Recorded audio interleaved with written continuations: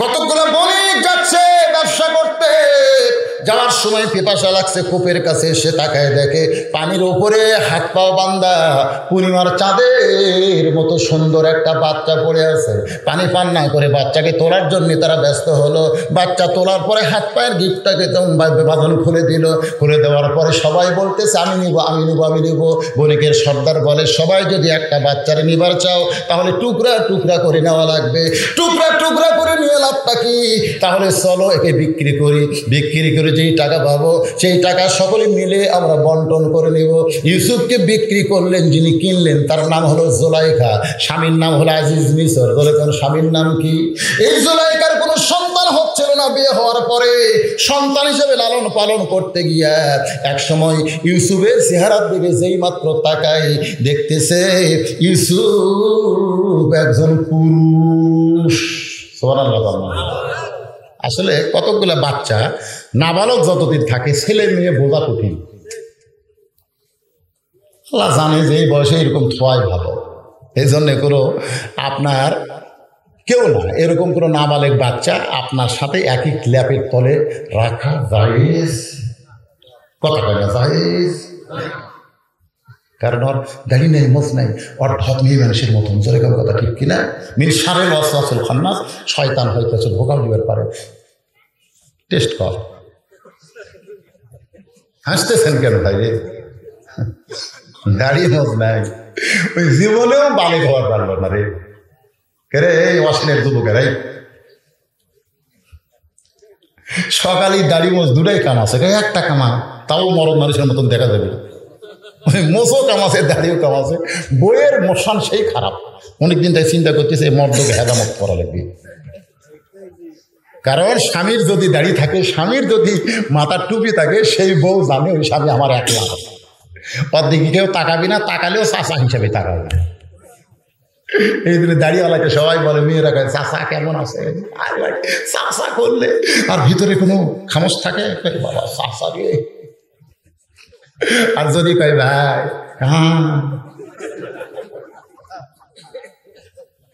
তো বউ চিন্তা করতেছে আমার স্বামী তো সবসময় খালি দাড়ি মোজ চাচিয়া থাকে। অনেক মেয়ে মানুষ মনে করে বিয়েই করেনি, তো একটু শিক্ষা দেওয়া লাগবে। স্বামী ডাকতেছে আসো তো তোমাকে একটা ভেলকি দেখায়। বলে কি? ড্রেসিং টেবিলের সামনে। স্বামী নিয়ে দেয়, বলতে দেখো তোমার মুখ আর আমার মুখ একই মুখ, তোমারও দাড়ি নাই মোছ নাই, আমারও দাড়ি মোছ নাই। আল্লাহ যদি আমার দাড়ি দিত, এখানে যদি দাড়ি হতো মোছ হতো। স্বামী গাইছি মেয়ে মানুষের কোনোদিন দাড়ি মোছ হয়? বউ এই মরো। মেয়ে মানুষের দাড়ি মোছ হলে যেমন খারাপ লাগে, মরদ মানুষ দাড়ি মোছ কামালে একই খারাপ লাগে। কথা কন না কেন, কথা কন না কেন? যদি এই উত্তর মথুরাপুরের আমাকে আমার সামনে দাওয়াত দিবার চান, তাহলে আসে জানে এই যুবকের বুকত আমি দাড়ি দেখি। মেম্বার সাহেবের দাড়ি হবে, মেম্বার হচ্ছে দেখে ওঠেন ভোট পাই আসেন।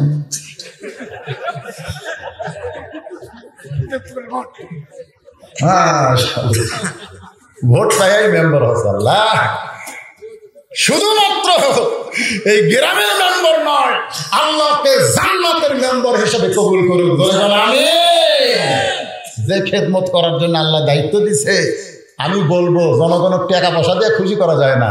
ভোটের আগে যেরকম সবার বাড়ি বাড়ি গেছে, ভোটের পরে একই সুন্নত জারি রাখবেন। এখানে লোকজনের সাথে দেখা হবে, আগে আগে যে সালাম দিচ্ছেন ভোটারকে, এখন যেন মনে করেন না আমি মেম্বার আমার সালাম দিবি, তা যেন মনে করেন না। ওই আগেও যা পরেও তাই, জীবনেও মেম্বার থেকে নামাতে পারবি না।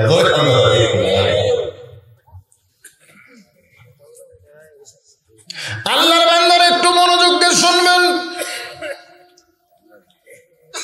জুলাইখা তাকায় দেখে দাড়ি মোছ। মিন শারিল ওয়াসওয়াসিল খান্নাস, শয়তান ধোঁকা দেয়। বলে জুলাইখা তোর স্বামীটা বুড়া হয়ে গেছে, কত সুন্দর যুবক। জুলাইখা গিয়ে ইউসুফের কাছে মাত্র হাত দেয়, সঙ্গে সঙ্গে ইউসুফ চিল্লায় বলে জায়েজ নাই। জুলাইখা চমকে বলে কিসের ফতুয়া? তোর টাকা পয়সা কি লালন পালন করতেছি, আমার মন যখন চাই তোকে ব্যবহার করব। ইউসুফ বলতেছেন ইন্নী আখাফুল্লাহ, আমি আল্লাহকে ভয় করি। কুল্লু নাবিয়্যুন মাসুমাইন, প্রত্যেকটা নবীরা হলো বেগুনাহ মাসুম। ধরে কর সুবহানাল্লাহ। অনেক চেষ্টা করে জুলাইখা ইউসুফ নবীকে তার মন মতো যখন ব্যবহার করতে পারলো না, তখন ছলচাতুরি করে সমস্ত দরজা বন্ধ করে অন্দরমহলে ইউসুফকে নিয়ে গিয়া ইউসুফকে দিয়ে যখন মনের কামনা পূরণ করতে চায়, ইউসুফ বলে জুলাইখা জীবন যাবে কিন্তু ঈমান যাবে না। তুমি যতই চেষ্টা করো তোমার সঙ্গে আমি কোনো খারাপ আচরণ করতে পারবো না, কারণ দুনিয়ার কেউ না দেখলেও এই জায়গায় আল্লাহ আমাদের দেখতেছে। কেউ না দেখলেও কে দেখে? সমস্ত দরজা পাড়ি দিয়া ইউসুফ নবী যখন অটোমেটিক তালা খুলে চলে যাচ্ছে, ওয়া ইয়াতাওয়াক্কাল আলাল্লাহি ফাহুয়া হাসবুহু, জুলাইখা দেখতেছে আর যখন হলো না, এক দৌড়ে পিছনে জামা খামচে ধরেছে, এমন ভাবে জামা খামচে ধরেছে, জামার মহব্বতে ইউসুফ হয়তো ব্রেক করবে, কিন্তু ইউসুফের কলিজায় আল্লাহর ভয়, জামার ভয় নয়, জামার চিন্তা নয়। যখন আল্লাহর ভয় ইউসুফ পালায় যায়, জুলাইখা দেখলো কোনো কর্মেই যখন কাজ হলো না, তখন ইউসুফের বিরুদ্ধে নালিশ করা লাগবে। সর্বপ্রথম একজন নবীর বিরুদ্ধে নারী নির্যাতনের নালিশ করেছে, তার নাম হইল জুলাইখা। সেই সময়ের বিচারক বলতেছে, জুলাইখা আপনি কোনো টেনশন করেন না, ইউসুফের বিচার হবে।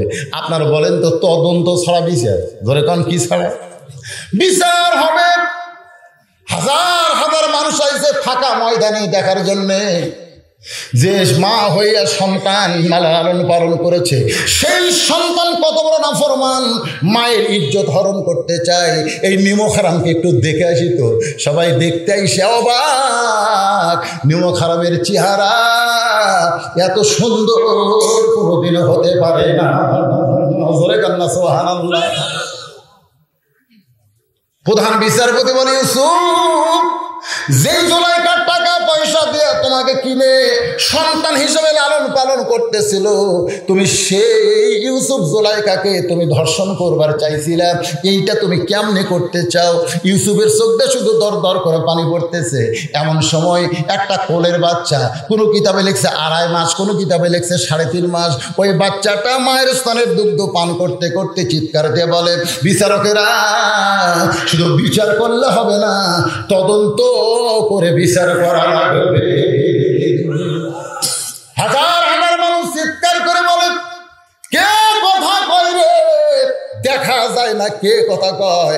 এমন সময় মা তার সন্তানকে প্রধান বিচারপতির সামনে নিয়ে যা বলতেছে, আল্লাহর শপথ করে বলতেছি, আমার বাচ্চার কেবল 3.5 মাস বয়স, এই বাচ্চা আমার স্তনের দুগ্ধ পান করতে করতে কথা বলতেছে। সুবহানাল্লাহ। সঙ্গে সঙ্গে ওই বাচ্চার সামনে প্রধান বিচারপতি বলতেছে, এই বাচ্চা কথা বন্ধ হলো কেন? বাচ্চা বলতেছে, বিচার করার আগে তদন্ত করে দেখো, ইউসুফের সামনে যদি জামা ছেঁড়া হয় তাহলে বুঝবা ইউসুফের দোষ, কারণ ইউসুফ জুলাইখাকে ধর্ষণ করবার চাই, আর জুলাইখা ইজ্জত বাঁচার জন্যে ইউসুফের জামার সামনে ছিঁড়ে ফানাফাট করে দিবে, আর ইউসুফের জামার পিছন দিকে যদি ছেঁড়া হয় তাহলে বুঝবে ইউসুফ নির্দোষী, কারণ জুলাইখা তার সঙ্গে খারাপ আচরণ করার জন্য পিছন দিক থেকে তাকে খামচে ধরেছে। আগে তোমরা জামা দেখো, জামার খবর কি? তদন্ত করে দেখে জামার সামনে কিছুই নেই, ছিঁড়া তো দূরের কথা, ময়লা পর্যন্ত লাগে না, আর পিছন দিকে তাকায় দেখে জামার অনেকখানি ছিঁড়ে গেছে। সমস্ত বিচারক চোখ বন্ধ বন্ধ করে মনে মনে চিন্তা করে, ইউসুফ ইউসুফ তুমি নির্দোষী, কিন্তু আমরা জবান খুলবার পারতেছি না, আমরা বর্তমান সরকারের সাফত করেছি। ইউসুফ তুমি নির্দোষী, কিন্তু আমরা জবান খুলবার পারতেছি না, আমরা বর্তমান সরকারের সাপোর্ট করছি। যেরকম কাজ করছি সাপোর্ট। বর্তমান সরকার বুঝতেছেন না, জুলাইখার স্বামী হলো প্রধানমন্ত্রী আজিজ মিশর। এখন আজিজ মিশরের বউ হয়ে অভিযোগ করছে, এখন কি করবো? ইউসুফ নির্দোষী, তাহলে আমাদের বিচারকের পথ থাকবি। এই জন্য বর্তমানের এক বাংলাদেশের বিচারপতি 11 বছর জেল। আরে প্রধান বিচারপতির 11 বছর জেল রে। আল্লাহর বান্দারা একটু মনোযোগ দেন। ইউসুফ নবী বসে আছেন, এমন সময় আজিজ মিশর চিল্লায় বলে, রে বিচারপতিরা, কে দোষী তদন্ত করার পরে তোমরা একটু রিপোর্ট দাও। প্রধান বিচারপতি চিল্লায় বলতেছে, ইউসুফ তুমি দোষী। কি কইছে? সঙ্গে সঙ্গে ইউসুফের চোখটা দরদর করে পানি পড়তেছে। বিনা দোষে দোষী কইরা আল্লাহ আমায় দিল জেলখানা, আল্লাহ উপায় বলো না, জনম দুঃখী কপাল পোড়া নবী ইউসুফ একজনা। সবাই বলেন, বিনা দোষে দোষী কইরা আল্লাহ আমায় দিল জেলখানা, আল্লাহ উপায় বলো না, জনম দুঃখী কপাল পোড়া নবী ইউসুফ একজনা। আল্লাহ বলে, ইউসুফ রে, কোন দোষী মানুষকে জেলখানায় রাখলে বাইরের লোকেরা তার উপর খেপে যায়, আর কোন নির্দোষী মানুষকে যদি জেলখানায় রাখে বাইরের মানুষ দিন দিন তার কলিজার টুকরা হয়ে যায়। লিল্লাহি তাকবীর। আচ্ছা, আগুন দিয়ে বাড়ি পুড়ে মারছে, তারপরে মানুষ খুন করছে, যুদ্ধ অপরাধ ছিল, এই বহু ধরনের দোষ দিয়ে হুজুরক জেলখানা আসছে, কে বার করে দে, জনগণে পিঠে মারুন। জেলখান কথা ঠিক কিনা? এখন যদি কালে সরকার কয় যে 15 দিনের জন্য আল্লাহ সাইডিক ছেড়ে দিলাম, 15 দিনের জন্য, এই কথা কোন আগে বোঝেন, বাংলাদেশের এমন কোন মাঠ আছে মায়ের বের যাবি না দেখ বের যাবি? নারী নির্যাতন করছে, মানুষ খুন করছে, এই দেশের বিরুদ্ধে সবকিছু করেছে, তাকে দেখ বের যাবি কে? দেখ বের যাবি? যার হাতত হ্যান্ডকাপ দিয়ে মাজার দড়ি লেগে হাসপাতাল নিয়ে গেছে খালেদ সাইফুল্লাহ, আপনি জানেন তার হাতত মুসাফা করার জন্য হাজার হাজার মানুষ খালি লাইন হয়ে দাঁড়িয়ে থাকে। ধরে কোন কথা ঠিক কিনা? আরে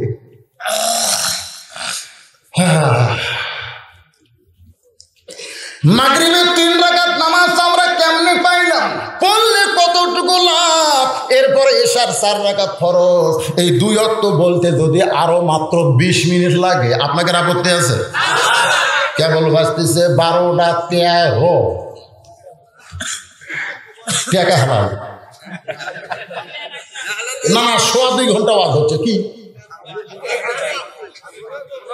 না? আমি তো বলবোই না, বলে যাবো নাকি? জীবনের শেষ ওয়াজ মনে করাই ওয়াজ করতেছি ভাইজান, কারণ যে কোনো সময় আমাদের মৃত্যু আছে না নাই? দরকার আছে না নাই? আল্লাহর বান্দারা একটু মনোযোগ দিয়ে কথাগুলো শুনবেন। ইয়াকুব নবী ইউসুফের চিন্তায় ব্যাকুল হয়ে আছে, আর ইউসুফ আলাইহিস সালাম জেলখানা থেকে আল্লাহ তারে মুক্ত করে দিয়ে এক সময় মিশরের খাদ্যমন্ত্রী, এক সময় আল্লাহ তাআলা মিশরের প্রেসিডেন্ট বানায় দিয়েছে।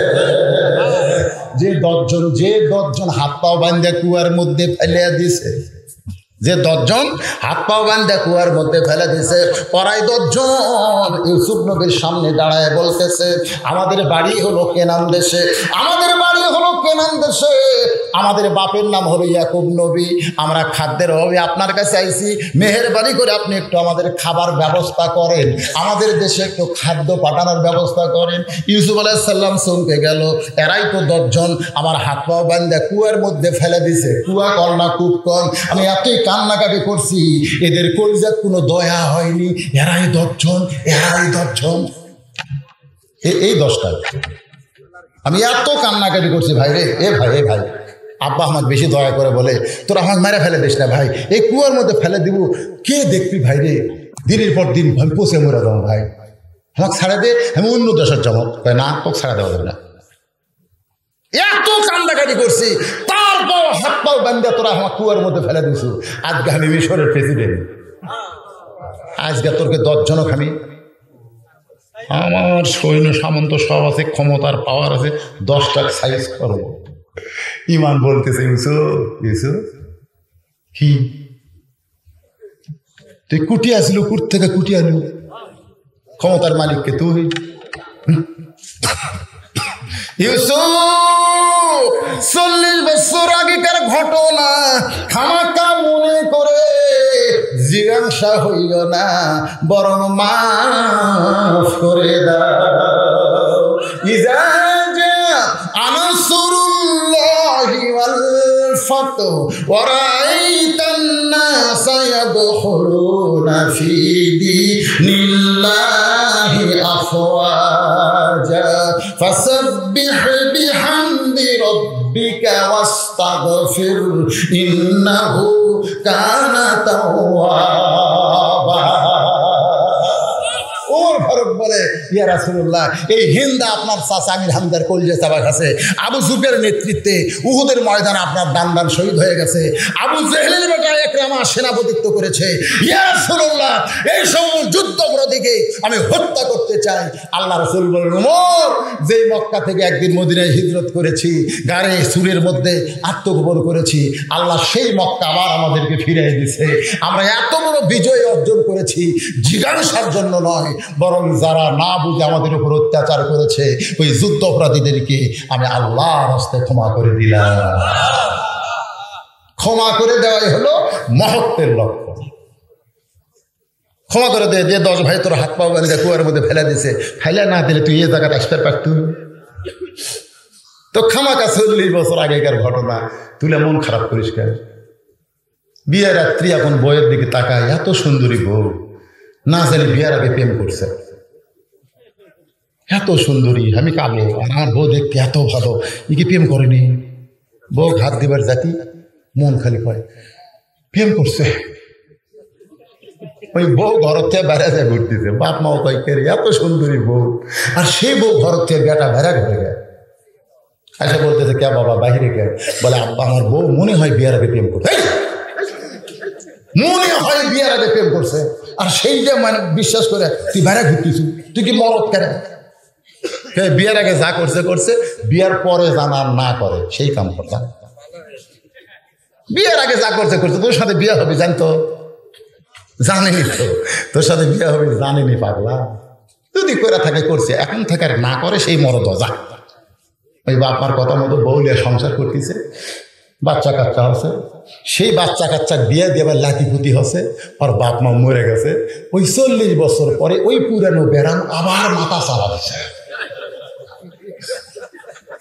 40 বছর পরে ওই পুরানো ব্যারাম আবার মাথা চালা দিছে।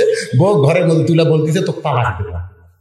বউকে আমার দোষ, ওই বিয়ের আগে প্রেম করছি, হায় হায় বিয়ের আগে প্রেম করছি, বিয়ের রাতে তালাক দেয়, এত বছর পরে গেছে। কেরে স্বাধীনতার সময় এরা যুদ্ধ করে গেছিল, ধরে কথা ঠিক, কথাটা ঠিক কিনা? তো তখনই কয়টা সাইজ কর না করে 40 বছর সংসার করে লাতিপুতি হচ্ছে, এখন কয় তালাক দিন।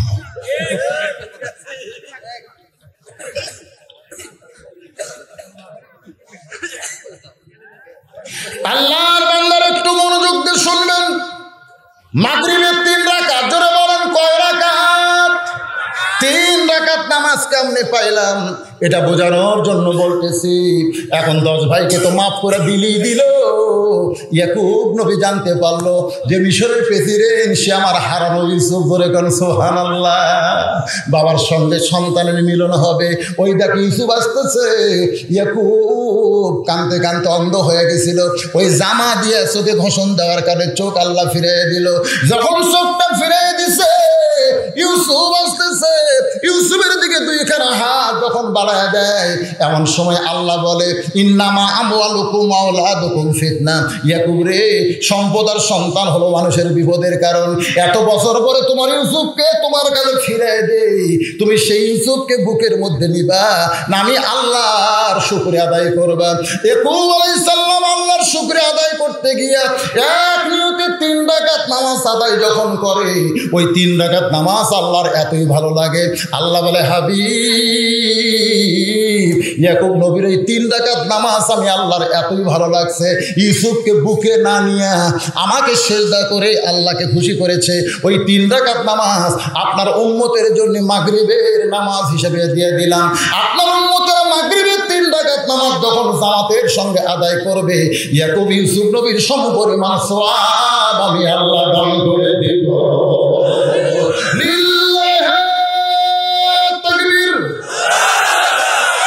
নবী ডাকতে বলে, আল্লাহ এশার 4 রাকাত ফরজ নামাজ আদায় করলে আমার উম্মতের কি হবে, লাভটা কতটুকু আমি একটু শুনবার চাই। আল্লাহ বলে, হাবিব আপনার আগে যেই নবীকে আমি দুনিয়াতে পাঠাইছিলাম সেই নবীর নাম হলো ঈসা রুহুল্লাহ। বাড়ির চারিধার ঘেরাও করছে ইহুদিরা কিন্তু মুসা নবী পর্যন্ত মানে, এরপরে ঈসা আমাকে নবী ইহুদিরা মানে না। আর খ্রিস্টানেরা ঈসা পর্যন্ত মানে, এরপরে আমাদের নবীকে খ্রিস্টানেরা কিন্তু মানে। আর মুসলমানেরা সব নবীকে মানে, আমাদের নবীকে আমল করে। জোরে করে কথা ঠিক কি? এই জন্যই তো ইসলাম শ্রেষ্ঠ। ইসলাম কোনো নবীকে অপমান করে না।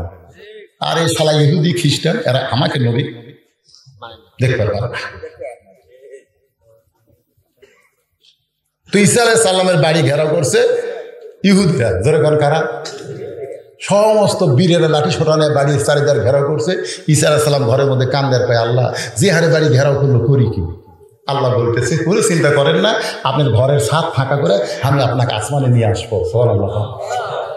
আল্লাহ ঘরের উপরে ছাদ ফাঁকা করে আসমানত নিয়ে গেছে। এইটাই তো মা ফাতেমা আমাকে নবী বলছিল যে বাবা ঈসা নবীকে আল্লাহ ভালোবাসে, চারিদিকে বাড়ি ঘেরাও করছে, আল্লাহ নিয়ে গেছে আসমানত, আর আপনি বাড়ি ঘেরাও করছে, ওরই মধ্যে দিয়েই আপনি যাওয়া লাগবে হিজরত করে। আল্লাহ কয় নবী কয়, ফাতেমা বিশ্ব নবী হওয়া এত সহজ না। এখন ঈসা আলাইহিস সালাম তো চলে গেছে, এখন ইহুদির যে বড় বীর, এই ঈসা দরজা খোল। ঈসা নবী আসে তাই দরজা খুলবে, লাত্তি দিয়া দরজা ভাঙ্গা ভিতরে যে খুঁজা পাই করে, ঈসা কোথায় রে? যে গোটা খুঁজে দেখে ঈসা নাই। আল্লাহ ইহুদি যে প্রথম ঢুকছে সেনাপতি, ওরই চেহারা ঈসা নবীর মতো করে দিছে, একটা হুবাহু ঈসা। উনি এখন বেড়া এসে বলতে যে ভাই অনেক খুঁজলাম ঈসা নাই। তো বেড়া দাঁড়াচ্ছে এরা কই তুই কে? তুই তাহানি তো তোর সাথে বীর, এই মার এই বলে মারা শুরু করতে। ভাই খ্রিস্টানেরা মনে করতেছে আমাকে নবী মারিছে, আসলে ঈসা আলাইহিস সালাম মারেনি। এখন বর্তমানে চতুর্থ আসমানে মশান মারতেছে। এই খ্রিস্টানেরা বিশ্বাসই করে না, ওরা ওদের ন্যাংটা করে একটা নবী দেখেন না, ন্যাংটা করে থাকে, ন্যাংটা করে নবী উনকে ন্যাংটা হবি করে শালারা। আর নাম দিছে যিশু খ্রিস্ট। ধরে কোন কি দিছে? যিশু। খ্রিস্টানরা মনে করে ইহুদিরা ঈসা আলাইহিস সালামকে হত্যা করেছে, কিন্তু মুসলমানেরা বিশ্বাস করে ঈসা নবীকে হত্যা করা হয় নাই, বর্তমানে চতুর্থ আসমানে রয়েছে। ওই চতুর্থ আসমানে যাওয়ার পরে ঈসা বলতেছে, আল্লাহ দুনিয়াতে মানুষ মরার জন্য যায়, আমার কি মৃত্যু হবে না? আল্লাহ বলে অবশ্যই মৃত্যু হবে। ঈসা বলে, আল্লাহ আমার মৃত্যু কি চতুর্থ আসমানে হবে? আল্লাহ বলে, ঈসা রে তোমার মৃত্যু দুনিয়াতে হবে। ঈসা কান্দের বলে, মাবুদ দুনিয়াতে আবার কবে নবী করে পাঠাবেন? আল্লাহ বলে, নবী করে তোমাকে আর দুনিয়াতে পাঠাবো না, তোমাকে বিশ্ব নবীর উম্মত করে দুনিয়াতে পাঠাবো। সঙ্গে সঙ্গে ঈসা নবী বলতেছেন, নবী না হয়ে দুনিয়ার, না হয়ে ফেরেশতা আল্লাহর হয়েছি উম্মত আপনার, তরতরে শুকর হাজার। বিশ্ব নবীর উম্মত হওয়ার কথা শুনে ঈসা নবী এক নিয়তে 4 রাকাত শুকরিয়া তার নামাজ পড়ে আল্লাহর কাছে বলে, মাবুদ আমার নবী করে দুনিয়াতে পাঠাইছিলেন, আমি তেমন খুশি হতে পারি নাই, কিন্তু বিশ্ব নবীর উম্মত করে পাঠাবেন এই খুশিতে আপনার শুকরিয়া তার 4 রাকাত নামাজ পড়লাম। আল্লাহ ডাকতে বলে, হাবিব ঈসা নবীর 4 রাকাত নামাজ আপনার উম্মতের জন্য এশার 4 রাকাত নামাজ হিসাবে কবুল করলাম। এশার 4 রাকাত নামাজ যখন জামাতে আদায় করবে, ঈসা নবীর সমপরিমাণ সওয়াব আমি আল্লাহ দিয়ে দিব।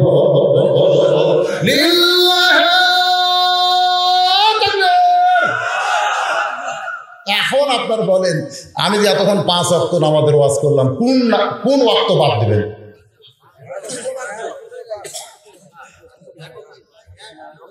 তো মসজিদ দোতলা করতে যায়, গাড়ি আটকে দেয়, বলে হুজুর টাকা দেন। কিসের টাকা?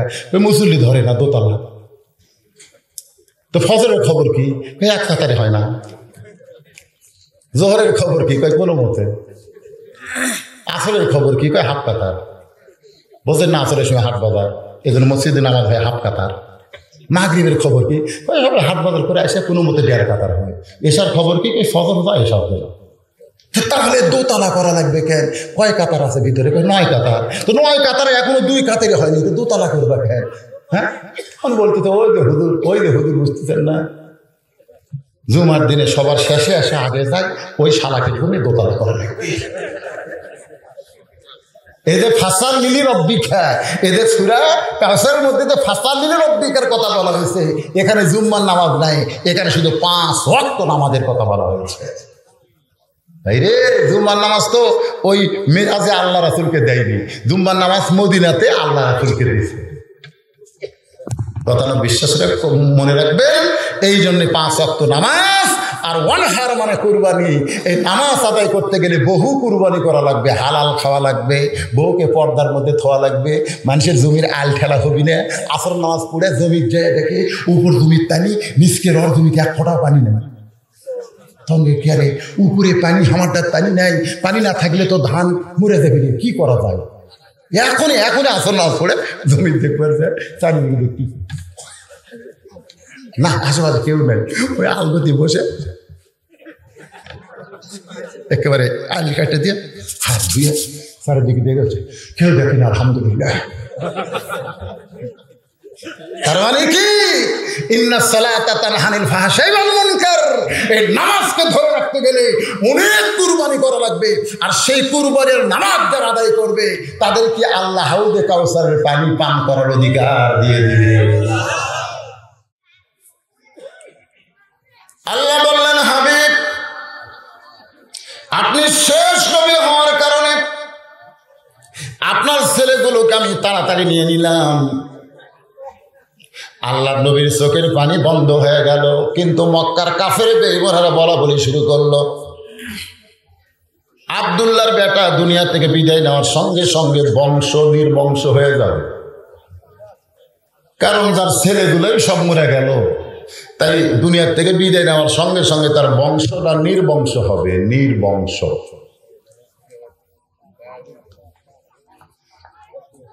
সঙ্গে সঙ্গে আল্লাহ তাআলা নবীর চোখের পানি মুছে দেওয়ার জন্য এ সূরা কাউসার নাজিল করলে।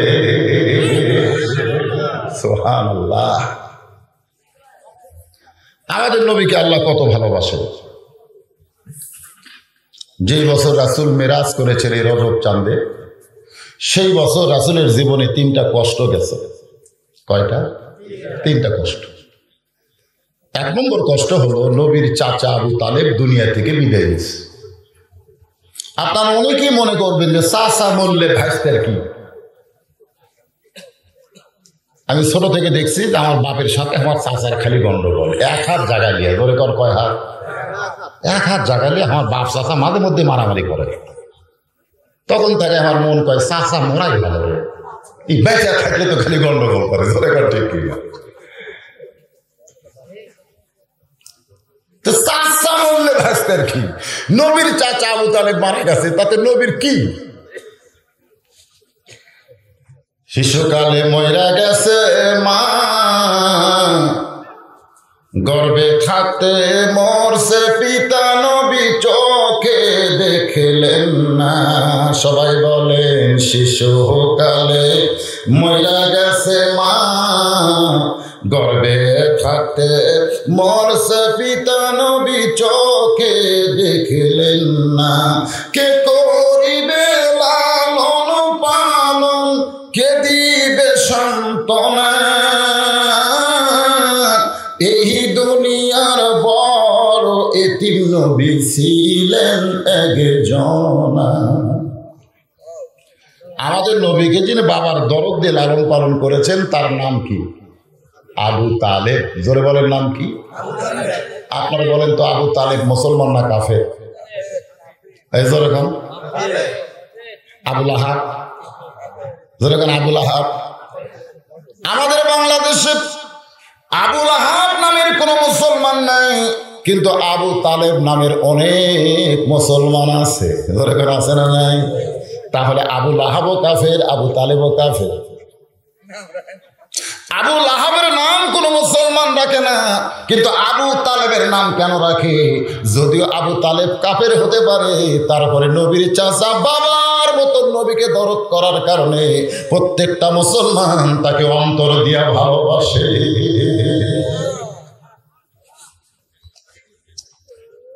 নবীকে যারা ভালোবাসে, সুবহানাল্লাহ বলে না, সে আবু তালেব দুনিয়া থেকে বিদায় নেওয়ার কয়েকদিন পরে নবীর দরদের বিবি খাদিজা দুনিয়া থেকে বিদায় নিয়েছে।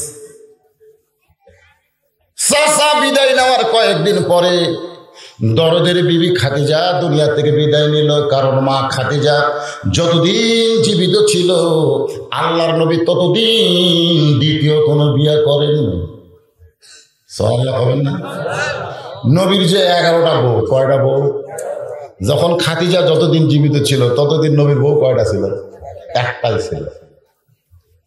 মা খাদিজার যখন 63 বছর বয়স, গভীর রাত্রে নবীর কানে কানে বলতেছে, ইয়া রাসূলুল্লাহ, এই বুড়িটার সঙ্গে সংসার করতে গিয়ে আপনার যৌবন আপনি নষ্ট করবেন না, আপনি আর একটা বিবাহ করেন। আল্লাহর নবী খাদিজার কপালে চুমা দিয়ে বলে, খাদিজা, আপনি যদি আমার শুধু বউ হইতেন তাহলে আমি বিবাহ করতাম, কিন্তু আপনি শুধু বিবি না, আপনি হলেন আমার দরদ। সুবহানাল্লাহ বলেন না? হ্যাঁ, কারণ আমি যখন বিয়ে করছি আমার শ্বশুর আমার বউকে আমার হাতে তুলে দিয়ে বললো, বাবা আজ থেকে আমার এই মেয়েকে তোমার হাতে তুলে দিলেন। আপনারা যারা বিয়ে করছেন আপনাদের বউ এভাবে তুলে দেয়নি, জনগণ দিছিকে দিয়েছে। কিন্তু মা খাদিজা বলেন, নবীর সঙ্গে যখন আমার বিয়ে হলো তখন আমার হাতে নবীকে তুলে দেওয়া হলো। সুবহানাল্লাহ বলেন। আমি খাদিজার হাত নবীর হাতে কেউ তুলে দেওয়ার মানুষ নাই, বরং নবীর চাচা আবু তালেব নবীর 2টা হাত এনে খাদিজার হাতে তুলে দিয়ে বলতেছে, মা আজ থেকে আমার এতিমকে তোমার হাতে তুলে দিলাম। আপনার বলেন তো সিধা না উল্টা? সিধা উল্টা বোঝেন না? স্বামীর হাতে বউ তুলে দেয়, আর নবীর ব্যাপারে ঘটে গেছে ভিন্ন, স্বামীকেই বউয়ের হাতে তুলে দিচ্ছে। এই জন্য খাদিজা যতদিন জীবিত ছিলেন ততদিন শুধু বিবি হিসাবে ছিলেন না, আল্লাহ নবীর দরদ ছিলেন। সে খাদিজা দুনিয়া থেকে বিদায় নেওয়ার কয়েক মাস পরে নবী চলে গেলেন তায়েফের ময়দানে। একই বছরে আবু তালেব বিদায় নিল, খাদিজা বিদায় নেওয়ার মাত্র কয়েকদিন পরে আল্লাহর নবী চলে গেলেন তায়েফের ময়দানে কলেমার দাওয়াত নিয়ে। কলেমার দাওয়াত দিতে গিয়ে অঝরে পাথর, আল্লাহর নবী রক্তাক্ত হয়ে গেল। রক্তমাখা দেহ নিয়ে নবী যখন তায়েফ থেকে মক্কায় ঢুকতেছেন, মক্কা এবং তায়েফের মাঝখানে একটা বাবলা গাছ, ওই গাছের নিচে বসে নবী কান্দের বলে, যায়েদ, আমার চাচা আবু তালেব যদি দুনিয়াতে থাকতো, আমার খাদিজা যদি জীবিত থাকতো, তাহলে রক্তমাখা দেহওয়ালা মানুষকে তারা সেবা শুশ্রূষা করতো। কিন্তু আমার দরদের চাচাও নাই, বিবিও নাই, এখন মক্কায় গেলে আমার অবস্থা কি হবে? যায়েদ কান্দের বলে, রাসূলুল্লাহ তাহলে কি করবেন? রাসূল বলতেছে, এই গাছের নিচে বসে আমার চাচার খাদিজার কথা বারবার মনে পড়তেছে। আল্লাহ ডাকতে বলে, হাবিব, মক্কায় গেলে চাচা খাদিজা আপনাকে আদর করবে, মক্কায় যদি আপনি যাইতে কষ্ট পান, আমি আল্লাহ অচিরে আমার আরশে আপনাকে নিয়ে আসব। লিল্লাহি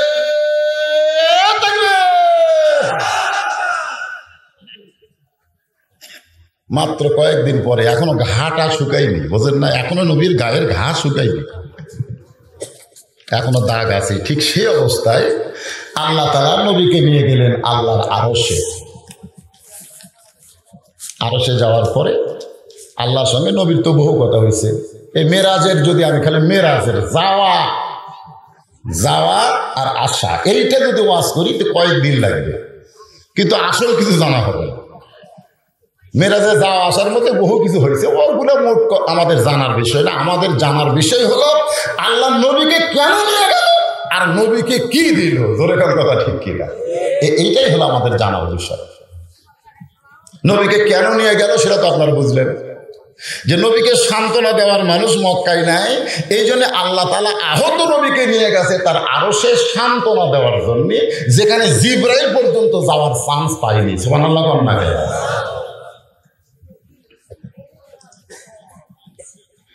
আমার আল্লাহ তাআলা নবীকে নামাজ দিলেন। বুনিয়াল ইসলামিক খামসেন, 5টা ভিত্তির উপর ইসলাম দাঁড়িয়ে আছে। ধরে বলেন কয়টা? তার মধ্যে 1 নম্বর হলো ঈমান।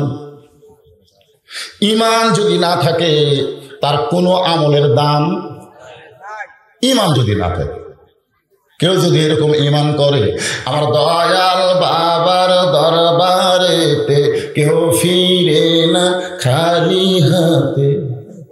আবার নামাজের মধ্যে গিয়ে বলতেছে ইয়াকা নাবুদু ওয়া ইয়াকা নাস্তাইন। নামাজে বলতেছে আল্লাহ তোমার গোলামি করি, তোমার কাছে সাহায্য চাই, আর বাইরে এসে বলতেছে দয়াল বাবার দরবারে কেউ ফিরে না খালি হাতে। আপনারা বলেন এই সাধারণ ঈমান আছে?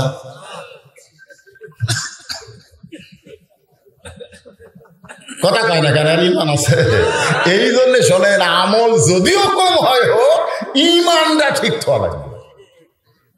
ঈমান ঈমান ঈমান আমাদের ঈমান ঠিক নাই।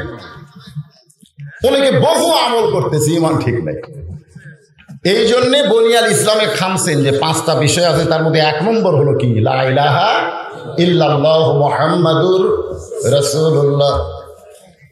সাহাবারা জিজ্ঞাসা করলেন, ইয়া রাসূলুল্লাহ, এই কলেমা শরীফ কি আমরা পড়বো নাকি? আল্লাহর নবী বললেন, ইকরার বিল লিসান, তাসদিক বিল জিনান, আমল বিল আরকান। শুরু করলে হবে না, এটা কলিজার মধ্যে ঢুকাইতে হবে, আমলের মাধ্যমে প্রকাশ করা লাগবে। আমলের মাধ্যমে প্রকাশ করতে গেলে 1 নম্বর আমল কি?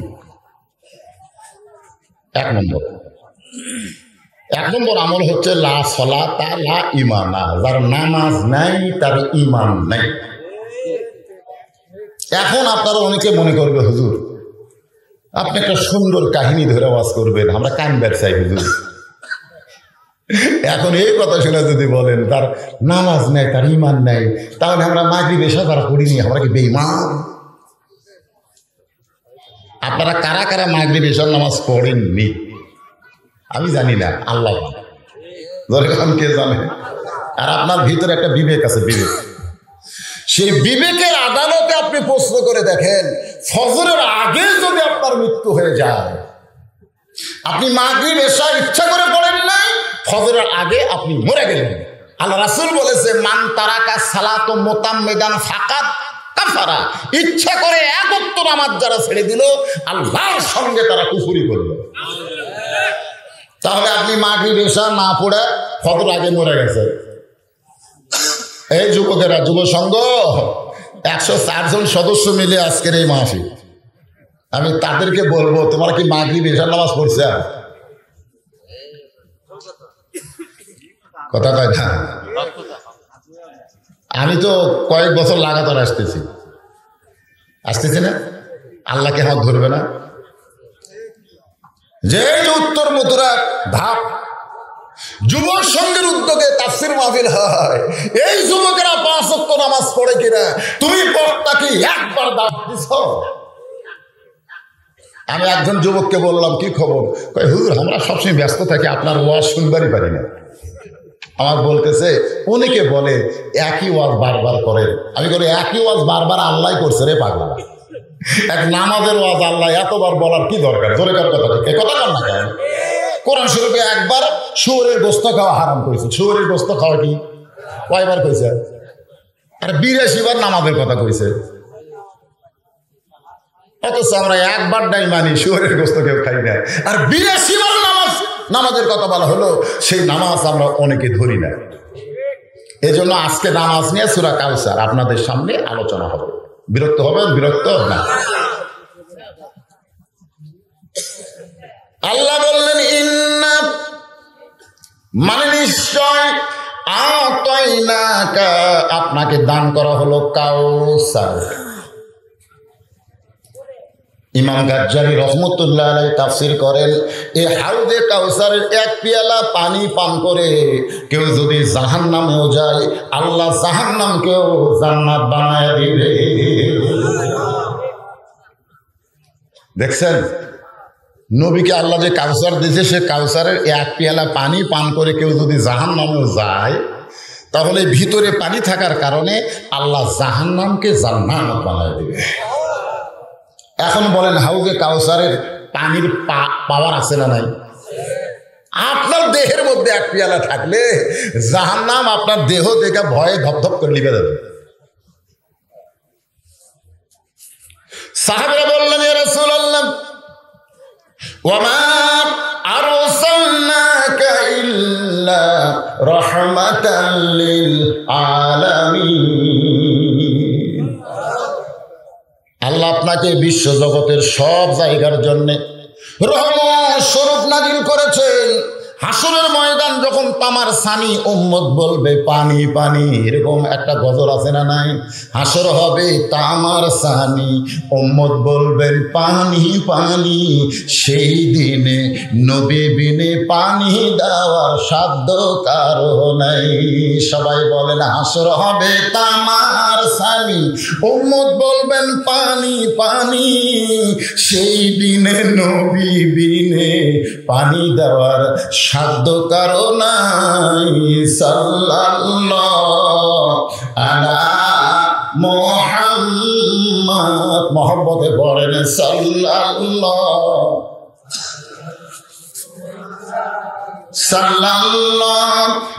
আলা মুহাম্মদ সাল্লাল্লাহু আলাইহি ওয়াসাল্লাম। আল্লাহুম্মা আমিন। আল্লাহ। সাহাবারা বললেন, ইয়া রাসূলুল্লাহ আপনি রাহমাতুল লিল আলামিন, যদি কঠিন হাসরের ময়দানে ইহুদি খ্রিস্টান হিন্দু বৌদ্ধ কাফের মুনাফিক তারা যদি আপনার কাছে হাউজে কাউসারের পানি চায়, আর আপনি যে দরদি ওদের চেহারা দেখে আপনি যদি এক গিলাস করে পানি দেন, কারণ আপনার তো দয়ার শেষ নাই। ধরে কোন কি নেই? যে তায়েফবাসী আপনাকে পাথর মারলো, আপনি তাদের জন্য জাহান্নামের দোয়া না করে তাদেরকে জান্নাতের দোয়া করলে। যায়েদ বলে, রাসূলুল্লাহ যারা আপনার দেহে রক্ত ঝরালো তাদের জান্নাতের জন্য আপনার চোখের পানি পড়তেছে, আপনি কেমন মানুষ?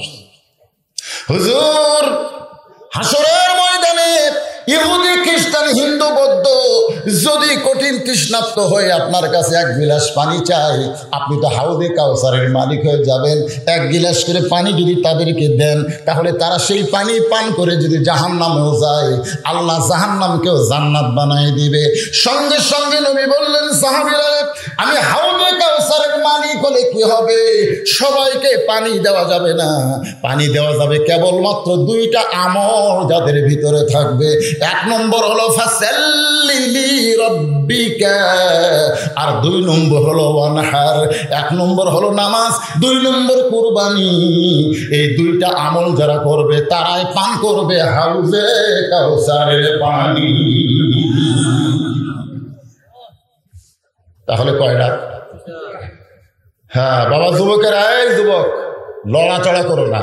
আজকে ওয়াজ শোনার পরে নিয়ত করো ফজর থেকে বাকি জীবনে একটা ওয়াক্ত নামাজ বাদ দেব না। এক ওয়াক্ত খালি নিয়ত করো, আজকের মাহফিল তোমাকে জান্নাতের দরজায় পৌঁছায় দিবে। আল্লাহ দিতে পারে কি পারে?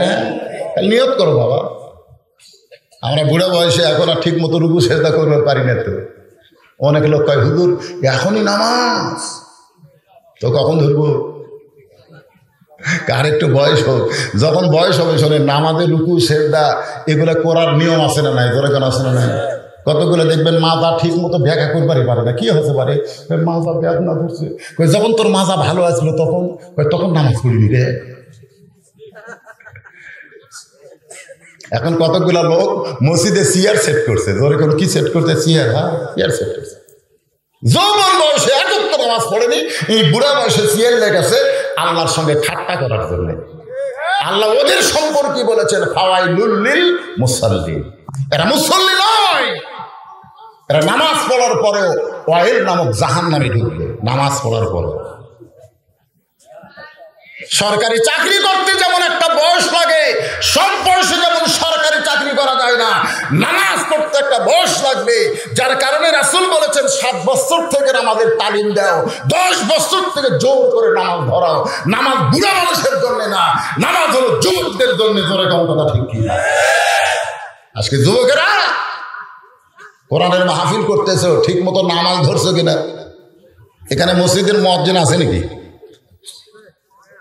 কারণ মুসল্লি আসল কারা এটা মুয়াজ্জিন ভালো বানায়। কারণ ইমাম মাঝে মধ্যে 2-1 মিস করে, কিন্তু মুয়াজ্জিনের কি মিস আছে? কোনো মিস নেই। মসজিদের আসল খবর মুয়াজ্জিন সব ভালো বানায়। কিন্তু আপনাকে মুয়াজ্জিন তো ওয়াজ শুনবে না, কারণ ফজরের আজান দেওয়া লাগবে। ধরে কোন কথা ঠিক কিনা? এ ওয়াজ শোনার তালুক থেকে যদি ফজরের চেতন না পায়, যারা নামাজ পড়ে না ওরাও মুয়াজ্জিনের উপর গরম হবে। এই আজান দিলি না কেন? হঠাৎ যদি কোনোদিন মুয়াজ্জিন আজান ফজরের না দেয়, দেখবেন যারা নামাজ পড়ে তারা খুব একটা রাগ করে না, কিন্তু যে শালারা নামাজ পড়ে না ওরা খেপে যায়। ধরে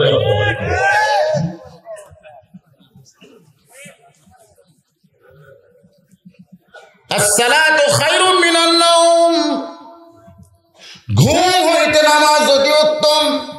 এই ফজরের 2 রাকাত নামাজ যারা জামাতের সঙ্গে আদায় করবে, আল্লাহর নবী বললেন আদম নবী 350 বছর তওবায় কান্নাকাটির পরে যখন তওবাকে কবুল করা হলো, যে জায়গায় তওবা কবুল করা হয়েছে ওই জায়গায় শুকরিয়া তার 2 রাকাত নামাজ পড়েছে।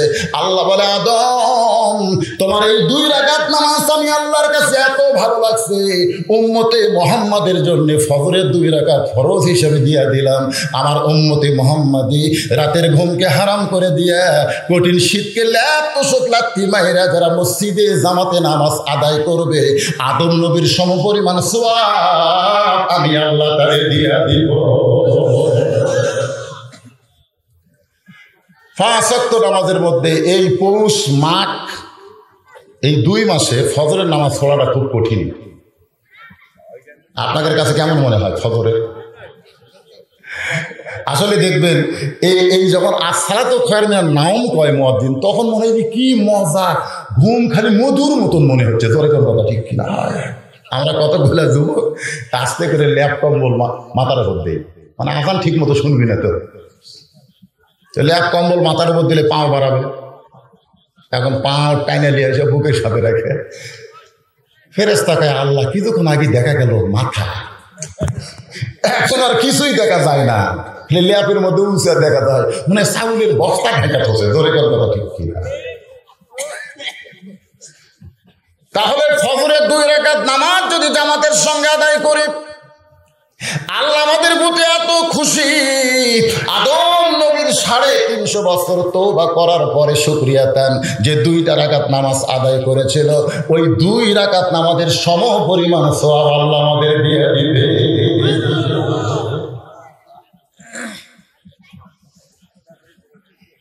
যোহরের 4 রাকাত ফরজ নামাজ। রে যুবকেরা, মুসলমান বান্দা বান্দিরা যারা আছেন সকলে শোনেন, এই যোহরের 4 রাকাত ফরজ নামাজ আদায় করলে আল্লাহ আমাদের প্রতি কেমন খুশি হবে।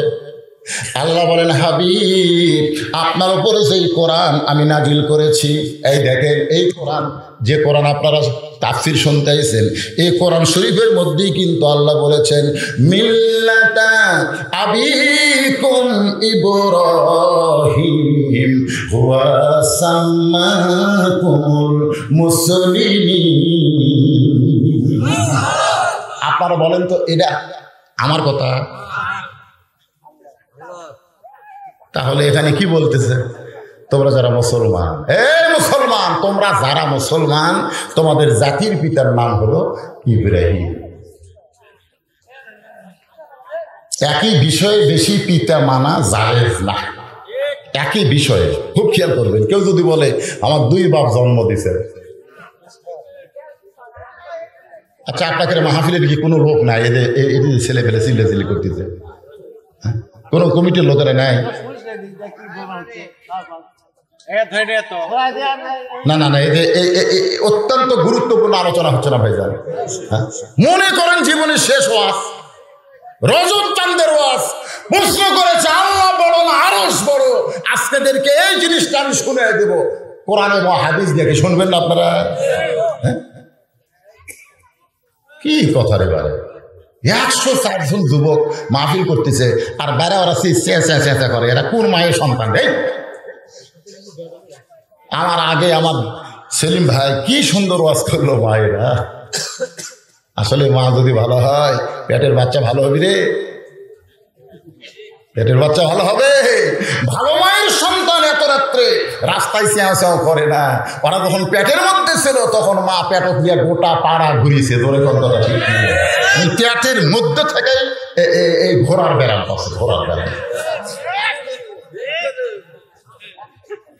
এই জন্য একজন খ্রিস্টান নেপোলিয়ন বলেছে, তোমরা যদি ভালো একটা সন্তান চাও তাহলে ভালো একটা মায়ের দরকার, ভালো মায়ের দরকার, ভালো বাপের দরকার না। বাবা আনন্দে মাতিয়া সাগরে ভাসাইয়া সেই যে চইলা যায় খবর লয় না, মাজন ধরিয়া উদরে কতই কষ্ট করে, 10 মাস পরে পায় প্রসবের বেদনা, এমন দরদি ভবে কেউ হবে না আমার মা গো। ইমাম গাজ্জালি বলেন, প্রত্যেকটা যুবতী মেয়েদের মাসে 3 দিন 5 দিন 7 দিন একটা অসুখ হয়, কিন্তু সেই মেয়েটার পেটে যখন বাচ্চা আসে, আসার সঙ্গে সঙ্গে ওই মাসিক ব্যারামটা আল্লাহ বন্ধ করে দেয়। বন্ধ করার কারণ হলো পেটে বাচ্চা নিয়ে আমার ইবাদতের যেন কোনো কমতি না হয়। কারণ এই মাসিক ব্যারাম হলে রোজা রাখা যাবে না, নামাজ পড়া যাবে না, কোরআন শরীফ স্পর্শ করা যাবে না। এই জন্য পেটে বাচ্চা আসার সঙ্গে সঙ্গে ওই 10টা মাস মার যেন কোনো ইবাদতের কমতি না হয়। মা পেটে বাচ্চা নিয়ে যদি ঝুঁকে ঝুঁকা কোরআন পড়ে, মা পেটে বাচ্চা নিয়ে যদি নামাজ পড়ে, মা পেটে বাচ্চা নিয়ে যদি রমজান মাসে রোজা করে, ওই বাচ্চা শুধু বাচ্চা হয় না, আল্লাহর ওলি হয়ে জন্ম নেয়। আমাকে একজন কয়, হুজুর 11 মাস আমার খিদা লাগে না, কিন্তু এই রোজার চাঁদ উঠলে খালি খিদা লাগে। কারণ কি? আমি বললাম, কারণ তোর মা বাঁচে আছে। কয় হ্যাঁ আছে। তোর মা দেখো, ও মার কাছে গিয়ে বলতেছে, মা 11 মাস আমার খিদা লাগে না, রোজার খিদা লাগে কেন? ওর মা বলতেছে, তোর দাদি এই সর্বনাশ করছে। কারণ তুই যখন আমার পেটত ছিলি রমজান মাসে, তোর দাদি জোর করে আমাকে রোজা ভাঙ্গাছে, আমি রোজা রাখলে নাকি তুই পেটের মধ্যে শুকে দেবো। খালি তুই কি তাজা থাকার জন্যে রোজার মাসে আমি খাসি রে, আমিও খাসি, তুই লার দিয়া তুইও খাসিস। এই যে রোজার মাসে তোর পেটের মধ্যেই খাওয়ার অভ্যাস আছে, তুই বাইরে আসা রোজা থাকে পারবো? এই জন্যে দাঁড়ায় দেশি আমসাও করতেছে না, হো করতেছে। এরকে মাও খুব একটা সুবিধার না। বাপ ভালো কিন্তু মা আর আছে, আর কথাবার্তা আছে মাশাআল্লাহ। হ্যাঁ, আমি নামাজ সম্পর্কে কথা বলবো। তাহলে আমি আপনাদের কি বললাম? একই বিষয়ে 2 জন পিতা 3 জন পিতা মানা যাবে না, বিষয় ভিত্তিক একজন পিতা মানা লাগবে। তাহলে আমাকে জন্ম দেওয়া পিতা কয়টা? আদি পিতা কয়টা? জাতির পিতা কয়টা? যদি কেউ বলে আমার 2টা জাতির পিতা, বুঝবেন ওর জাতির মধ্যে ভেজাল আছে। কেউ যদি বলে আমাকে 2 বাপে জন্ম দিছে, বুঝবেন ওর জন্মের মধ্যেও ভেজাল আছে। ঠিক না?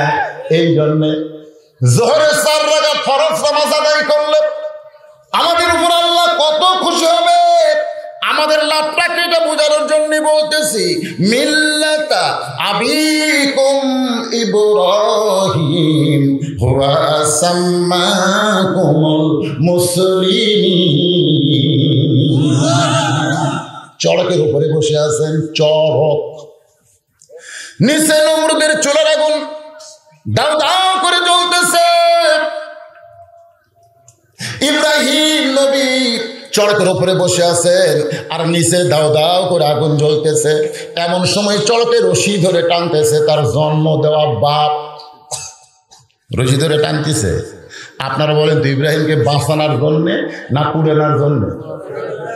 আপনাদের কাছে আমার প্রশ্ন হলো, যে বাবা সন্তানকে আগুনে পোড়ানোর জন্য রশি টানে, সেই বাবা ভালো না খারাপ? নমরুদের আগুনের পাওয়ার বেশি না জাহান্নামের আগুনের পাওয়ার বেশি? তাহলে ফজরের আযান শোনার পরে আপনি বাবা হয়ে মসজিদে চলে গেলেন, আপনার 22 বছরের ছেলে ল্যাপের মধ্যে কম্বলের মধ্যে ঘুম পাড়তেছে। এই বাবারা শোনেন, আপনি ফজরে আজান দিলে আপনি বাবা মসজিদে চলে যায়, সামনে কাতারে নামাজ পড়তেছেন, আর আপনার ছেলে 22 বছর ওই ল্যাপের মধ্যে ঘুম পাড়তেছে। আপনার বলেন তো কোন নামাজে 2 আজান? জানেন না আপনারা? জুমার নামাজটা তো অন্তত পড়েন না? এই কোন নামাজে 2 আজান কেন?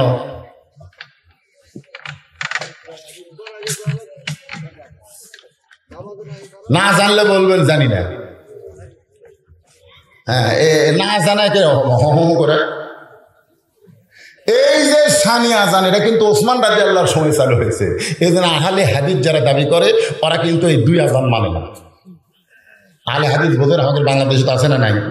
এরা কিন্তু এই 2 আজান মানে না। আমরা যে আরবিতে খুতবা দেই, ওরা কিন্তু আরবিতেও খুতবা দেয় না, ওরা বাংলাতে খুতবা দেয়।